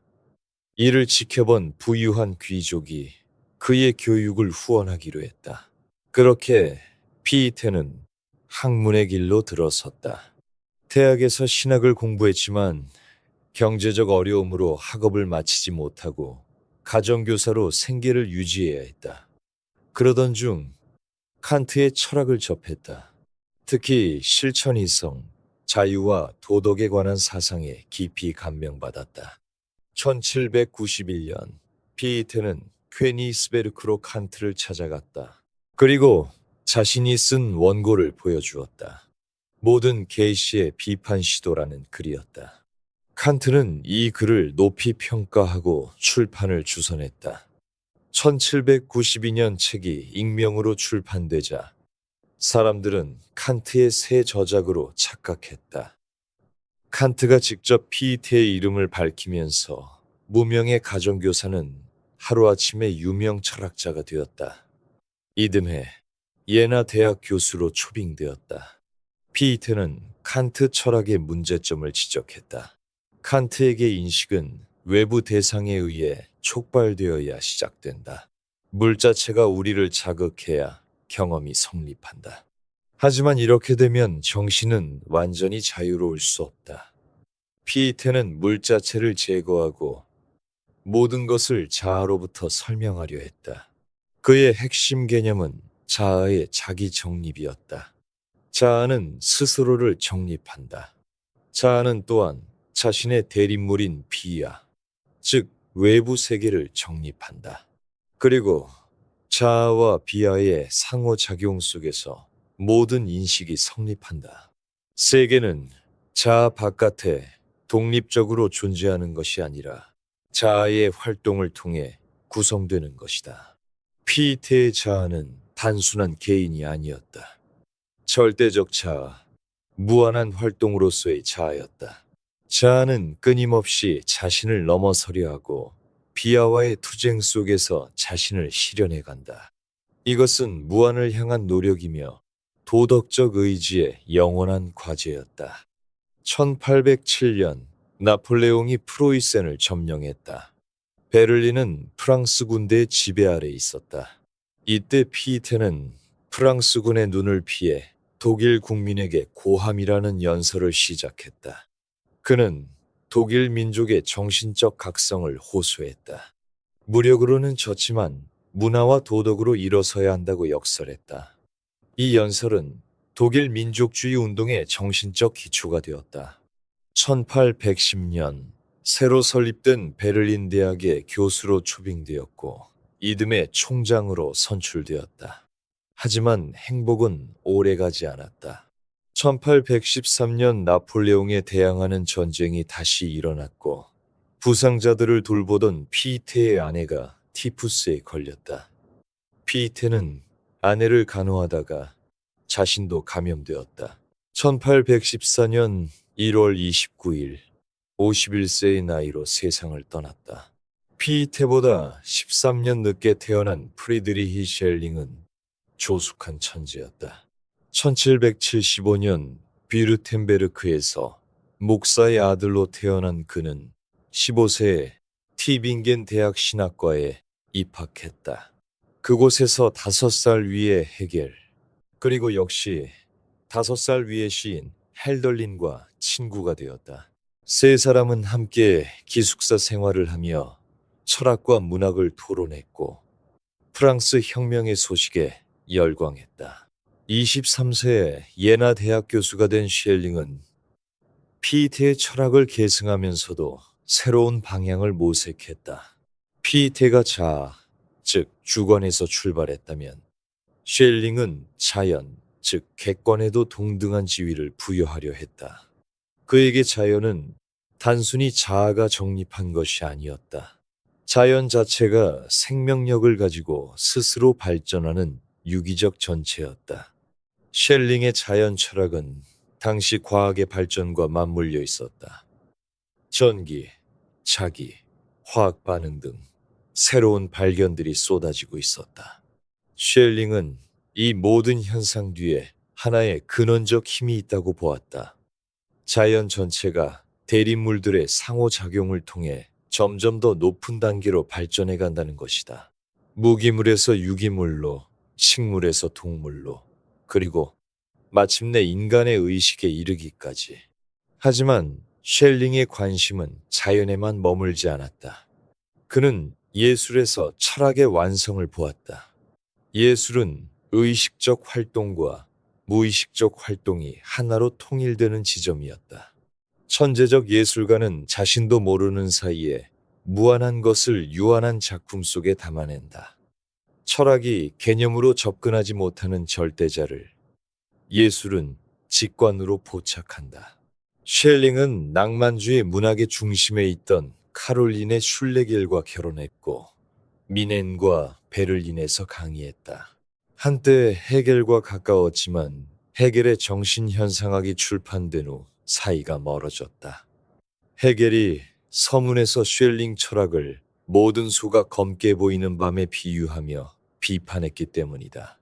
이후 셸링은 오랫동안 침묵했고 헤겔 사후에야 베를린 대학에서 강의를 재개했다. 하지만 그의 후기 철학은 예전만큼 주목받지 못했다. 1854년 79세로 세상을 떠났다. 1770년 8월 27일 독일 슈투트가르트에서 한 아이가 태어났다. 이름은 게오르크 빌헬름 프리드리 헤겔. 같은 해에 베토벤도 태어났다. 한 사람은 음악으로, 한 사람은 철학으로 시대를 대표하게 될 운명이었다. 헤겔의 아버지는 뷰르텐베르크 공국의 재정 관료였다.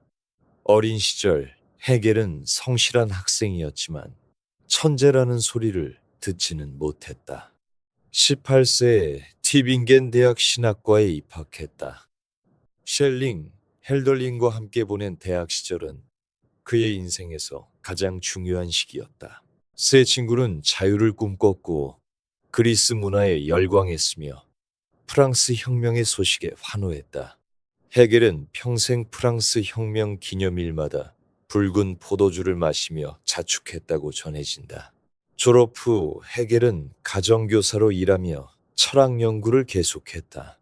셸링이 이미 유명한 교수가 되었을 때 헤겔은 여전히 무명의 가정교사였다. 하지만 그는 조급해하지 않았다. 느리지만 꾸준히 자신의 체계를 구축해갔다. 1801년 31살에 예나 대학 강사가 되었다. 셸링과 함께 철학 비평지를 공동 편집했다. 하지만 곧 셸링은 다른 대학으로 떠났고 헤겔은 홀로 남아 자신만의 철학을 완성해 갔다. 1806년 나폴레옹 군대가 예나를 점령하기 직전 헤겔은 필사적으로 원고를 완성했다. 정신현상학이었다.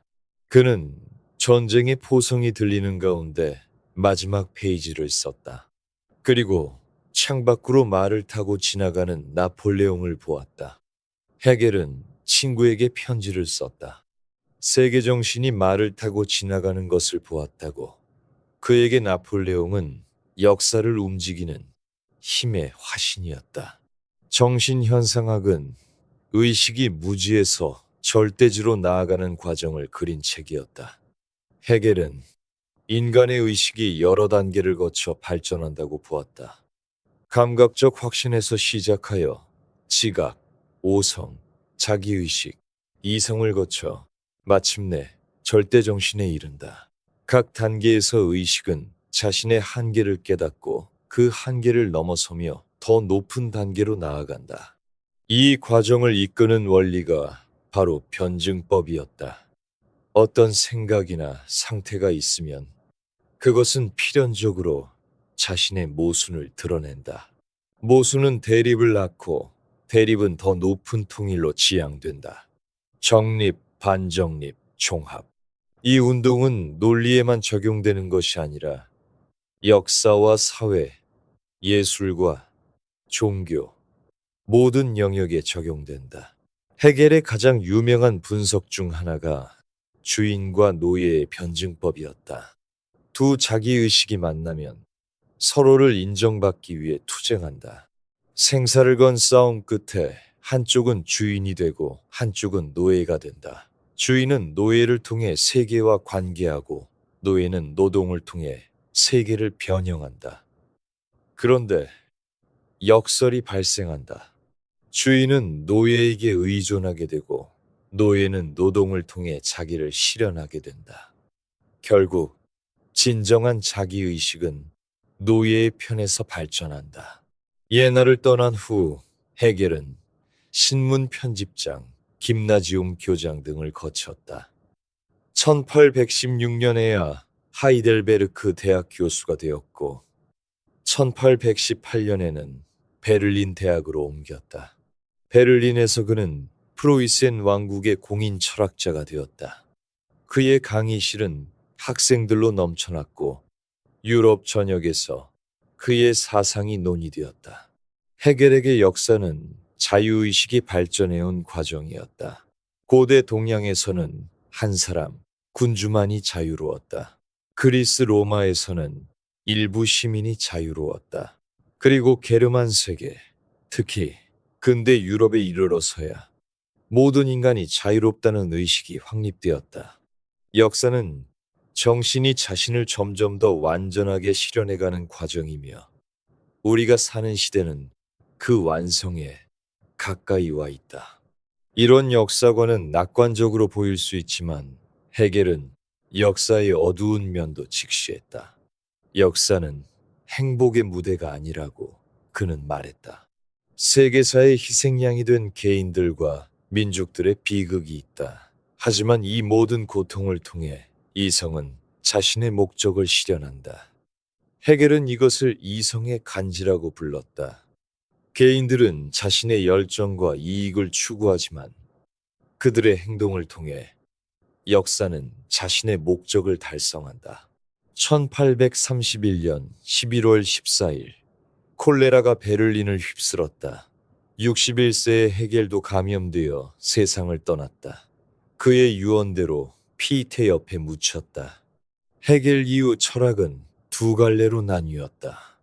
헤겔 우파는 그의 체계를 보존하고 발전시키려 했고, 헤겔 좌파는 그의 변증법을 계승하되 관념론을 전복하려 했다. 마르크스는 헤겔 좌파에서 출발했고, 니체와 키르케고르는 헤겔 체계 전체에 반기를 들었다. 1844년 10월 15일 프로이센의 작은 마을 뢰켄에서 한 아이가 태어났다. 프리드리히 빌헬름 니체. 아버지는 루터교 목사였고 집안에는 여러 대에 걸쳐 목사를 배출한 신앙 깊은 가문이었다.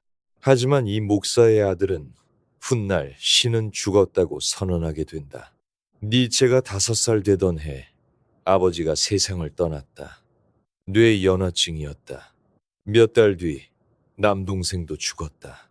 어린 니체는 할머니, 어머니, 2명의 이모, 여동생과 함께 여자들만의 집에서 자랐다. 어린 시절부터 심한 두통과 눈병에 시달렸지만 학업 성적은 뛰어났다. 20살에 본 대학에 입학하여 신학과 고전 문헌학을 공부했다. 이듬해 라이프치 대학으로 옮겼고 그곳에서 운명적인 책을 만났다. 쇼펜하우어의 의지와 표상으로서의 세계였다. 니체는 이 책에 완전히 매료되었다. 세계의 본질은 맹목적인 의지이며 삶은 고통이라는 쇼펜하우어의 비관주의가 젊은 니체의 마음을 사로잡았다. 24세의 나이에 니체는 스위스 바젤 대학의 고전 문헌학 교수로 임용되었다. 박사 학위도 없이 교수가 되는 이례적인 일이었다. 그의 재능이 그만큼 인정받았다는 뜻이었다. 바젤에서 니체는 작곡가 리하르트 바그너와 교제했다. 니체는 바그너의 음악에서 독일 문화의 부흥을 보았고 바그너는 이 젊은 교수를 총애했다. 1872년 니체는 첫 저서 비극의 탄생을 출판했다. 그리스 비극의 본질을 아폴론적인 것과 디오니소스적인 것의 결합으로 분석한 책이었다. 아폴론은 질서, 형식, 이성을 상징하고 디오니소스는 도취, 광기, 생명력을 상징한다. 니체는 소크라테스 이후 서양 문명이 아폴론적인 것, 즉 이성만을 추구하면서 생명력을 잃어버렸다고 진단했다. 그리고 바그너의 음악에서 디오니소스적 힘의 부활을 기대했다. 하지만 학계의 반응은 냉담했다. 엄밀한 문헌학이 아니라 철학적 사변에 가깝다는 비판이 쏟아졌다. 니체의 스승 리츠을조차 실망을 감추지 않았다. 학문적 경력에 심각한 타격이었다. 더구나 바그너와의 관계도 악화되었다. 바그너가 기독교적이고 민족주의적인 색채를 강화하자 니체는 환멸을 느꼈다. 1876년 두 사람의 결별은 돌이킬 수 없게 되었다. 건강이 악화되어 1879년 35세의 니체는 바젤 대학을 퇴직했다. 이후 10년간 그는 연금으로 살면서 유럽 각지를 떠돌았다. 이탈리아, 프랑스, 스위스, 기후가 맞는 곳을 찾아다니며 지필에 몰두했다. 고독한 삶이었다. 친구도 거의 없었고 책은 팔리지 않았다. 하지만 이 방랑의 시기에 그의 가장 중요한 저작들이 쓰여졌다. 1882년 즐거운 학문에서 그는 처음으로 신은 죽었다고 선언했다. 이것은 무신론 선언이 아니었다. 서양 문명이 2000년간 의존해온 초월적 가치 체계가 붕괴했다는 진단이었다. 신이 죽으면 도덕의 근거도 삶의 의미도 사라진다. 허무주의가 도래한다. 1883년부터 1885년까지 차라투스트라는 이렇게 말했다를 집필했다. 페르시아의 예언자 차라투스트라를 주인공으로 한 철학적 우화였다. 차라투스트라는 산에서 내려와 사람들에게 위버맨시, 즉 초인의 도래를 선포한다. 초인은 신이 죽은 이후 스스로 새로운 가치를 창조할 수 있는 인간이다. 기존의 선악을 넘어서 삶 자체를 긍정하고 자신의 운명을 사랑하는 인간이다. 니체는 또한 힘의 의지를 말했다. 모든 생명의 본질은 자기 보존이 아니라 힘의 확장이다. 삶은 끊임없이 자신을 넘어서려 하고 더 강해지려 하며 더 많은 것을 지배하려 한다. 이 힘의 의지가 삶의 근본 원리이며 이것을 긍정하는 것이 초인의 도덕이다. 1888년 니체는 마침내 명성을 얻기 시작했다. 덴마크의 비평가 게오르그 브란데스가 코펜하겐에서 그의 철학을 강의하면서 유럽에 알려지기 시작한 것이다. 니체는 흥분했다. 드디어 인정받는다고 생각했다. 그 해에 우상의 황혼, 안티크리스트, 이 사람을 보라 등을 쏟아냈다. 그러나 정신은 이미 무너지고 있었다. 1889년 1월 3일 이탈리아 토리노의 광장에서 니체는 마부에게 채찍질 당하는 말을 보았다. 그는 달려가 말의 목을 끌어안고 울부짖었다. 그리고 쓰러졌다. 그날 이후 니체는 다시는 제정신으로 돌아오지 못했다. 마지막 11년을 니체는 정신착란 상태로 보냈다.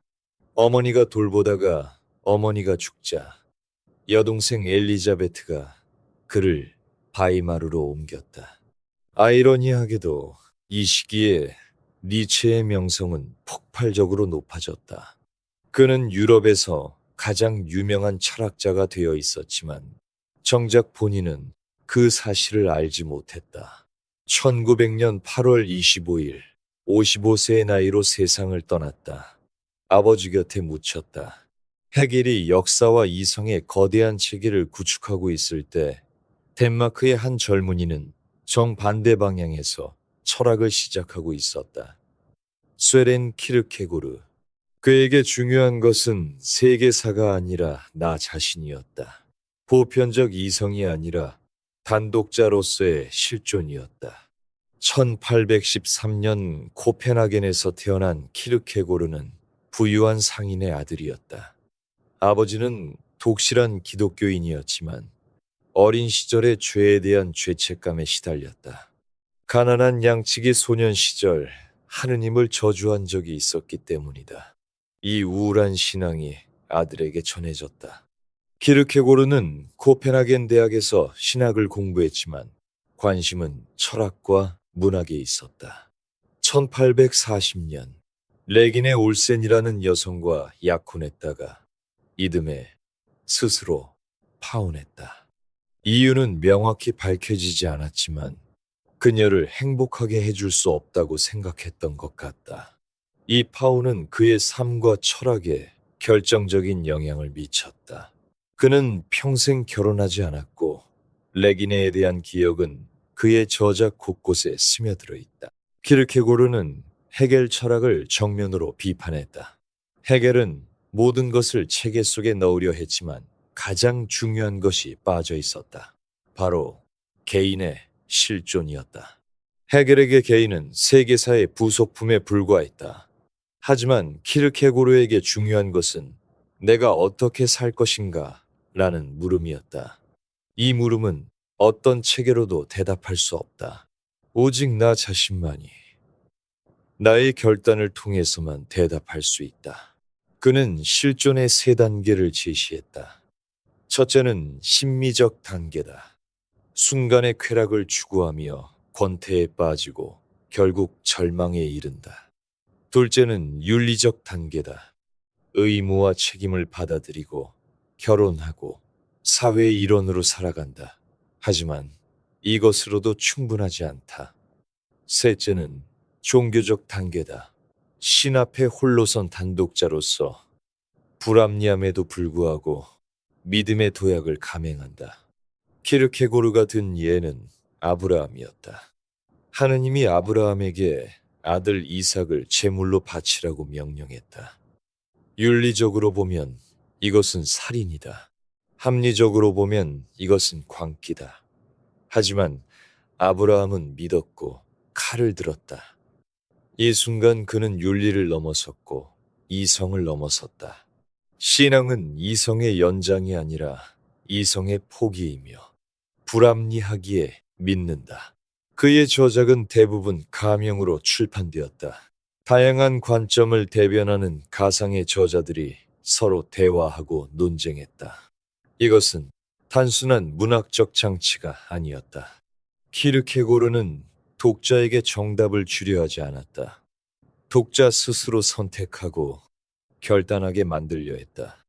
1855년 42세의 나이로 세상을 떠났다.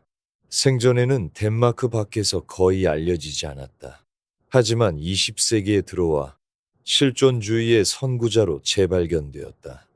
하이데거, 사르트르, 카미 모두 그에게 비치고 있다. 1889년 9월 26일 독일 남부 바덴의 작은 마을 메스키르히에서 한 아이가 태어났다. 마르틴 하이데거. 아버지는 가톨릭 교회의 종직이었다. 어린 시절 하이데거는 성직자가 되기를 꿈꿨고 예수의 수도원에 들어가려 했지만 건강 문제로 실패했다. 프라이부르크 대학에서 신학을 공부하다가 철학으로 전향했다. 그곳에서 현상학의 창시자 에드문트 후설을 만났다. 후설의 현상학은 의식에 나타나는 현상 그 자체를 기술하는 철학이었다. 하이데거는 후설의 조교로 일하면서 자신만의 철학을 발전시켜 나갔다. 1927년 하이데거는 존재와 시간을 출판했다. 이 책은 20세기 철학의 흐름을 바꾼 기념비적 저작이 되었다. 하이데거의 물음은 근본적이었다. 존재란 무엇인가? 철학의 역사는 이 물음을 잊어버렸다고 그는 진단했다. 플라톤 이래로 철학은 존재자, 즉 존재하는 것들에 대해서만 물었지 존재 자체에 대해서는 묻지 않았다. 하이데거는 인간을 현존재라고 불렀다. 현존재는 다른 존재자들과 달리 자신의 존재에 대해 물을 수 있는 유일한 존재다. 인간은 단순히 존재하는 것이 아니라 존재를 문제 삼으며 존재한다. 이 물음을 통해 존재 자체의 의미에 접근할 수 있다. 현존재의 근본 구조는 세계, 내 존재였다. 인간은 고립된 주관이 아니다. 항상 이미 세계 안에 던져져 있고 타인들과 함께 있으며 도구들을 사용하며 살아간다. 세계는 인간 바깥에 독립적으로 존재하는 것이 아니라 인간의 삶과 불가분하게 얽혀 있다. 현존재는 또한 죽음을 향한 존재다. 죽음은 가장 고유하고 가장 확실하며 언제인지 모르는 가능성이다. 대부분의 사람들은 죽음을 회피한다. 사람들은 죽는다고 말하지, 내가 죽는다고 말하지 않는다. 하지만 진정한 실존은 자신의 죽음을 직시하는 데서 시작된다. 죽음을 향해 앞질러 달려감으로써 인간은 비로소 자신의 유한성과 고유함을 자각하고 본래적인 자기 자신이 될 수 있다. 1933년 나치가 권력을 장악했을 때 하이데거는 프라이부르크 대학 총장이 되었다. 그는 취임 연설에서 나치 운동에 대한 지지를 표명했고 나치당에 가입했다. 이것은 하이데거의 생애에서 가장 논쟁적인 사건이다. 1년 만에 총장직에서 물러났지만 전쟁이 끝난 뒤에도 그는 이 일에 대해 명확한 사과나 설명을 하지 않았다. 전후 하이데거의 철학은 전환을 겪었다. 초기에 인간 현존재에서 출발했다면 후기에는 존재 자체의 역사로 관심이 옮겨갔다. 그는 기술 문명을 비판했고 시인과 사유자의 언어에서 존재의 울림을 찾으려 했다. 시인 헬덜린의 시를 해석하며 오랜 세월을 보냈다. 1976년 86세로 세상을 떠났다. 고향 메스키르히에 묻혔다. 1905년 파리에서 한 아이가 태어났다. 장폴 사르트르. 아버지는 그가 태어난 직후 세상을 떠났고 어머니와 외조부 밑에서 자랐다. 어린 시절부터 책을 탐독했고 글쓰기에 몰두했다. 고등사범학교에 입학하여 철학을 공부했다. 그곳에서 시몬드 보부아르를 만났다. 1908년 파리에서 태어난 보부아르는 부유한 가정 출신이었지만 아버지의 사업 실패로 경제적 어려움을 겪었다. 어린 시절부터 총명했고 철학 교수 자격 시험에서 사르트르 다음으로 2위를 차지했다. 두 사람은 1929년에 만나 평생의 동반자가 되었다. 하지만 결혼은 하지 않았다. 그들은 필연적 사랑과 우연적 사랑을 구분했다. 서로에 대한 사랑은 필연적이지만 다른 사람들과의 관계는 우연적이다. 두 사람은 서로에게 완전히 솔직하기로 약속했고 각자 다른 연인을 두는 것도 허용했다. 이 관계는 50년 넘게 지속되었다. 사르트르는 1943년에 존재와 무를 출판했다. 현상학과 하이데거의 영향을 받았지만 독자적인 실존주의 철학을 전개했다. 그의 핵심 명제는 실존은 본질에 앞선다였다. 물건에는 먼저 본질이 있고 그 다음에 존재한다. 칼은 자르기 위해 만들어졌고 의자는 앉기 위해 만들어졌다. 하지만 인간은 다르다. 인간에게는 미리 정해진 본질이 없다. 먼저 존재하고 그 다음에 자신의 본질을 만들어간다. 이것은 자유의 철학이자 책임의 철학이었다. 인간은 자유롭도록 저주받았다. 신이 없다면, 미리 정해진 인간 본성이 없다면 모든 것은 허용되고 모든 책임은 나에게 있다. 나는 내가 선택한 것이다. 어떤 핑계도 변명도 통하지 않는다. 불안, 고뇌, 절망은 이 자유의 무게를 느끼는 데서 온다. 사르트르는 타인과의 관계도 분석했다. 타인의 시선은 나를 대상화한다. 내가 열쇠 구멍으로 엿보고 있을 때 갑자기 뒤에서 누군가의 시선을 느끼면 나는 수치심을 느낀다. 나는 더 이상 순수한 주체가 아니라 타인에게 보이는 대상이 된다. 타인은 나의 자유를 위협한다. 사르트르는 단언했다. 타인은 지옥이다. 보부아르는 1949년에 제2의 성을 출판했다. 페미니즘 철학의 고전이 된 이 책에서 그녀는 선언했다. 여자는 태어나는 것이 아니라 만들어지는 것이다. 여성의 종속은 자연적이거나 필연적인 것이 아니다. 역사적으로, 사회적으로 구성된 것이다. 남성은 주체로, 여성은 타자로 규정되어 왔다. 하지만 여성도 주체가 될 수 있고 되어야 한다. 제2차 세계대전 동안 사르트르는 레지스탕스에 참여했다. 전후 그는 프랑스에서 가장 영향력 있는 지식인이 되었다. 실존주의는 휴머니즘이다라는 강연으로 그의 철학을 대중에게 알렸다. 정치적으로도 적극적으로 발언했다. 마르크스주의에 접근했다가 소련의 실상을 알고 거리를 두었고 알제리 독립운동을 지지했으며 1968년 학생운동에 연대했다. 1964년 사르트르는 노벨 문학상 수상자로 선정되었지만 거부했다. 작가는 어떤 기관으로부터도 인정받아서는 안 된다는 이유였다. 1980년 4월 15일 74세로 세상을 떠났다. 장례식에는 5만 명이 넘는 사람들이 모여들었다. 보부아르는 사르트르에 관한 회고록을 쓴 뒤 1986년에 같은 묘지에 묻혔다. 1913년 알제리에서 한 아이가 태어났다. 알베르 카미. 아버지는 1차 세계대전에서 전사했고 어머니는 가정부로 일하며 두 아들을 키웠다. 가난했지만 지중해의 햇살과 바다는 풍요로웠다. 장학금으로 대학에 진학하여 철학을 공부했다. 결핵에 걸려 교수 자격 시험을 포기해야 했다. 대신 저널리스트와 극작가로 활동했다.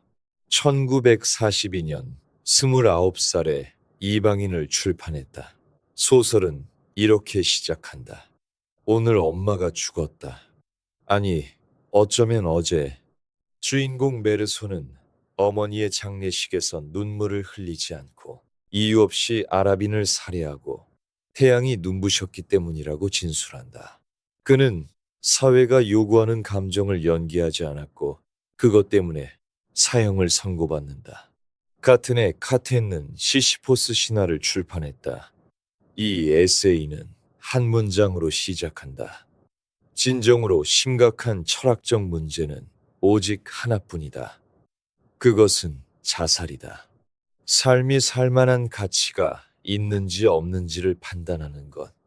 이것이 철학의 근본 물음이다. 카미는 세계가 부조리하다고 진단했다. 부조리는 인간과 세계의 불일치에서 온다. 인간은 의미와 명료함을 갈망하지만 세계는 침묵한다. 어떤 대답도 주지 않는다. 이 간극이 부조리다. 그렇다면 자살해야 하는가? 카미의 대답은 아니오였다. 부조리를 인정하면서도 살아가야 한다. 반항해야 한다. 그가 든 예가 시시포스였다. 신들의 벌을 받아 산꼭대기로 바위를 굴려 올려야 하는 시시포스. 정상에 도달하면 바위는 다시 굴러 떨어지고 그는 다시 올려야 한다. 영원히. 이것은 절망적인 운명처럼 보인다. 하지만 카미는 말한다. 시시포스가 산을 내려오는 순간에 주목하라. 그 순간 그는 자신의 운명보다 강하다. 우리는 시시포스가 행복하다고 상상해야 한다. 카미는 사르트르와 달랐다. 사르트르가 체계적인 철학자였다면 카미는 문학가에 가까웠다. 사르트르가 정치적으로 급진적이었다면 카미는 폭력 자체에 회의적이었다. 두 사람은 처음에는 친구였지만 1952년에 결별했다. 카미가 반항적 인간에서 공산주의 혁명의 폭력을 비판하자 사르트르 진영에서 맹렬한 공격이 쏟아졌다. 1957년 카미는 노벨 문학상을 받았다. 44세, 두 번째로 젊은 수상자였다. 수상 연설에서 그는 작가의 사명에 대해 말했다. 작가는 침묵하는 자들을 위해 말해야 한다. 1960년 1월 4일 카미는 자동차 사고로 세상을 떠났다. 46세였다. 그의 가방에서 미완성 원고 최초의 인간이 발견되었다. 어린 시절과 아버지에 관한 자전적 소설이었다. 사후 34년 만에 출판되어 다시 한번 독자들의 마음을 울렸다. 1889년 4월 26일 빈에서 한 아이가 태어났다. 루트비 비트겐슈타인. 아버지는 오스트리아에서 가장 부유한 철강 재벌 중 하나였다. 집안은 예술과 음악으로 가득했다. 브람스와 말러가 집에 드나들었고 형들 중에는 피아니스트로 성공한 이도 있었다. 하지만 이 집안에는 어두운 그림자도 있었다. 5 형제 중 셋이 자살로 생을 마감했다.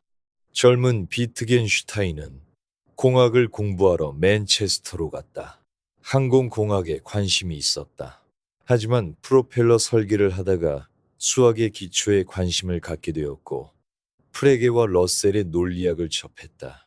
1911년 케임브리지로 러셀을 찾아갔다. 러셀은 처음에 이 젊은이가 천재인지 미치광이인지 판단하지 못했지만 곧 그의 천재성을 인정했다.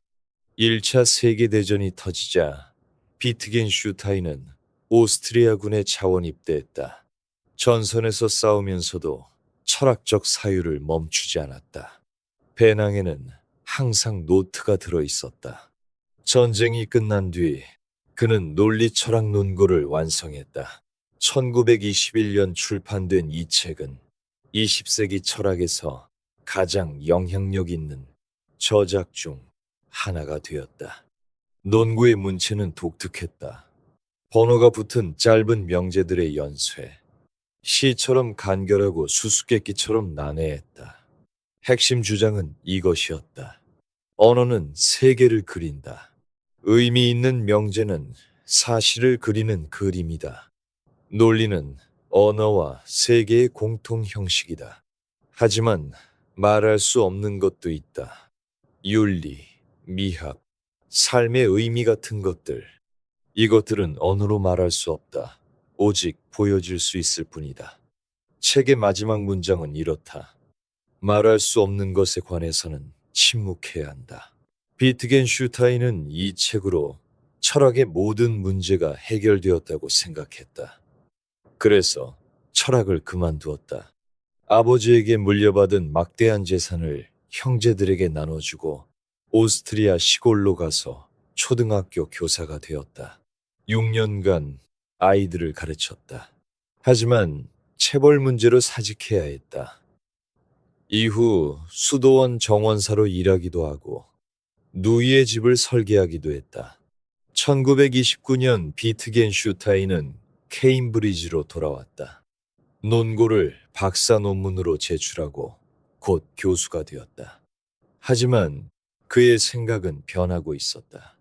논고에서 언어를 세계의 그림으로 보았다면 이제는 언어를 삶의 형식 속에서 사용되는 도구로 보기 시작했다. 언어의 의미는 사용에서 온다. 단어는 그림이 아니라 도구다. 우리는 언어로 다양한 일을 한다. 명령하고 질문하고 이야기하고 농담하고 기도한다. 비트겐슈타인은 이것을 언어 게임이라고 불렀다. 각 게임에는 각자의 규칙이 있다. 철학의 문제들은 대부분 언어가 휴가를 갈 때, 즉 본래의 사용 맥락에서 벗어났을 때 생긴다. 그의 후기 철학은 철학적 탐구라는 제목으로 사후에 출판되었다. 논고와 마찬가지로 번호가 붙은 단락들로 이루어져 있지만 스타일은 완전히 달랐다. 대화적이고 탐색적이며 결론보다 과정을 중시했다. 비트겐슈타인의 강의는 독특했다. 원고 없이 청중 앞에서 실제로 사유하는 모습을 보여주었다. 고통스러워하면서 때로는 긴 침묵에 빠지면서 그는 학생들에게 철학 교수가 되지 말라고 권했다. 차라리 공장에서 일하는 것이 낫다고. 1951년 4월 29일 케임브리지에서 세상을 떠났다. 전립선암이었다. 마지막 말은 내 인생은 멋졌다고 그들에게 전해달라였다. 자살한 형제들을 떠올리면 놀라운 말이었다. 철학자들은 무엇을 했는가? 탈레스는 물었다. 세상은 무엇으로 이루어져 있는가? 소크라테스는 물었다. 좋은 삶이란 무엇인가? 데카르트는 물었다. 확실하게 알 수 있는 것이 있는가? 칸트는 물었다. 인식의 한계는 어디인가? 니체는 물었다. 신이 죽은 뒤 어떻게 살 것인가? 사르트르는 물었다. 자유란 무엇인가? 대답은 모두 달랐다. 탈레스는 물이라고 했고 파르메니데스는 존재라고 했다. 플라톤은 이데아를, 아리스토텔레스는 형상과 진료를, 데카르트는 생각하는 나를, 칸트는 선험적 형식을, 헤겔은 절대 정신을 내세웠다. 니체는 힘의 의지를, 하이데거는 존재를, 비트겐슈타인은 언어 게임을 말했다. 이 모든 대답이 틀렸을 수도 있다. 어쩌면 질문 자체가 잘못되었을 수도 있다. 하지만 중요한 것은 그들이 물음을 멈추지 않았다는 사실이다. 쉬운 대답에 만족하지 않았다는 사실이다. 상식을 의심하고 권위에 도전하고 스스로 생각하려 했다는 사실이다. 소크라테스는 독배를 마시면서도 물음을 멈추지 않았다. 스피노자는 파문당하고도 렌즈를 깎으며 에티카를 썼다. 니체는 미쳐가면서도 펜을 놓지 않았다. 그들에게 철학은 직업이 아니라 삶의 방식이었다. 우리는 그들의 대답을 외울 필요는 없다. 하지만 그들의 물음은 배울 수 있다. 당연하게 여기던 것을 다시 보는 법, 복잡한 문제를 단순화하지 않는 법, 불확실함 속에서도 사유를 계속하는 법. 철학은 끝나지 않았다. 지금 이 순간에도 누군가는 묻고 있다. 인공지능은 생각할 수 있는가? 기후 위기 앞에서 우리는 무엇을 해야 하는가? 디지털 시대의 자아란 무엇인가? 새로운 물음들이 계속 생겨나고 누군가는 그 물음과 씨름하고 있다. 철학은 완성된 체계가 아니라 끝없는 물음이다. 그리고 그 물음 앞에서 우리는 모두 초심자다. 탈레스처럼, 소크라테스처럼, 칸트처럼 답을 모른 채 묻는 사람들. 그것이 철학하는 인간의 모습이다.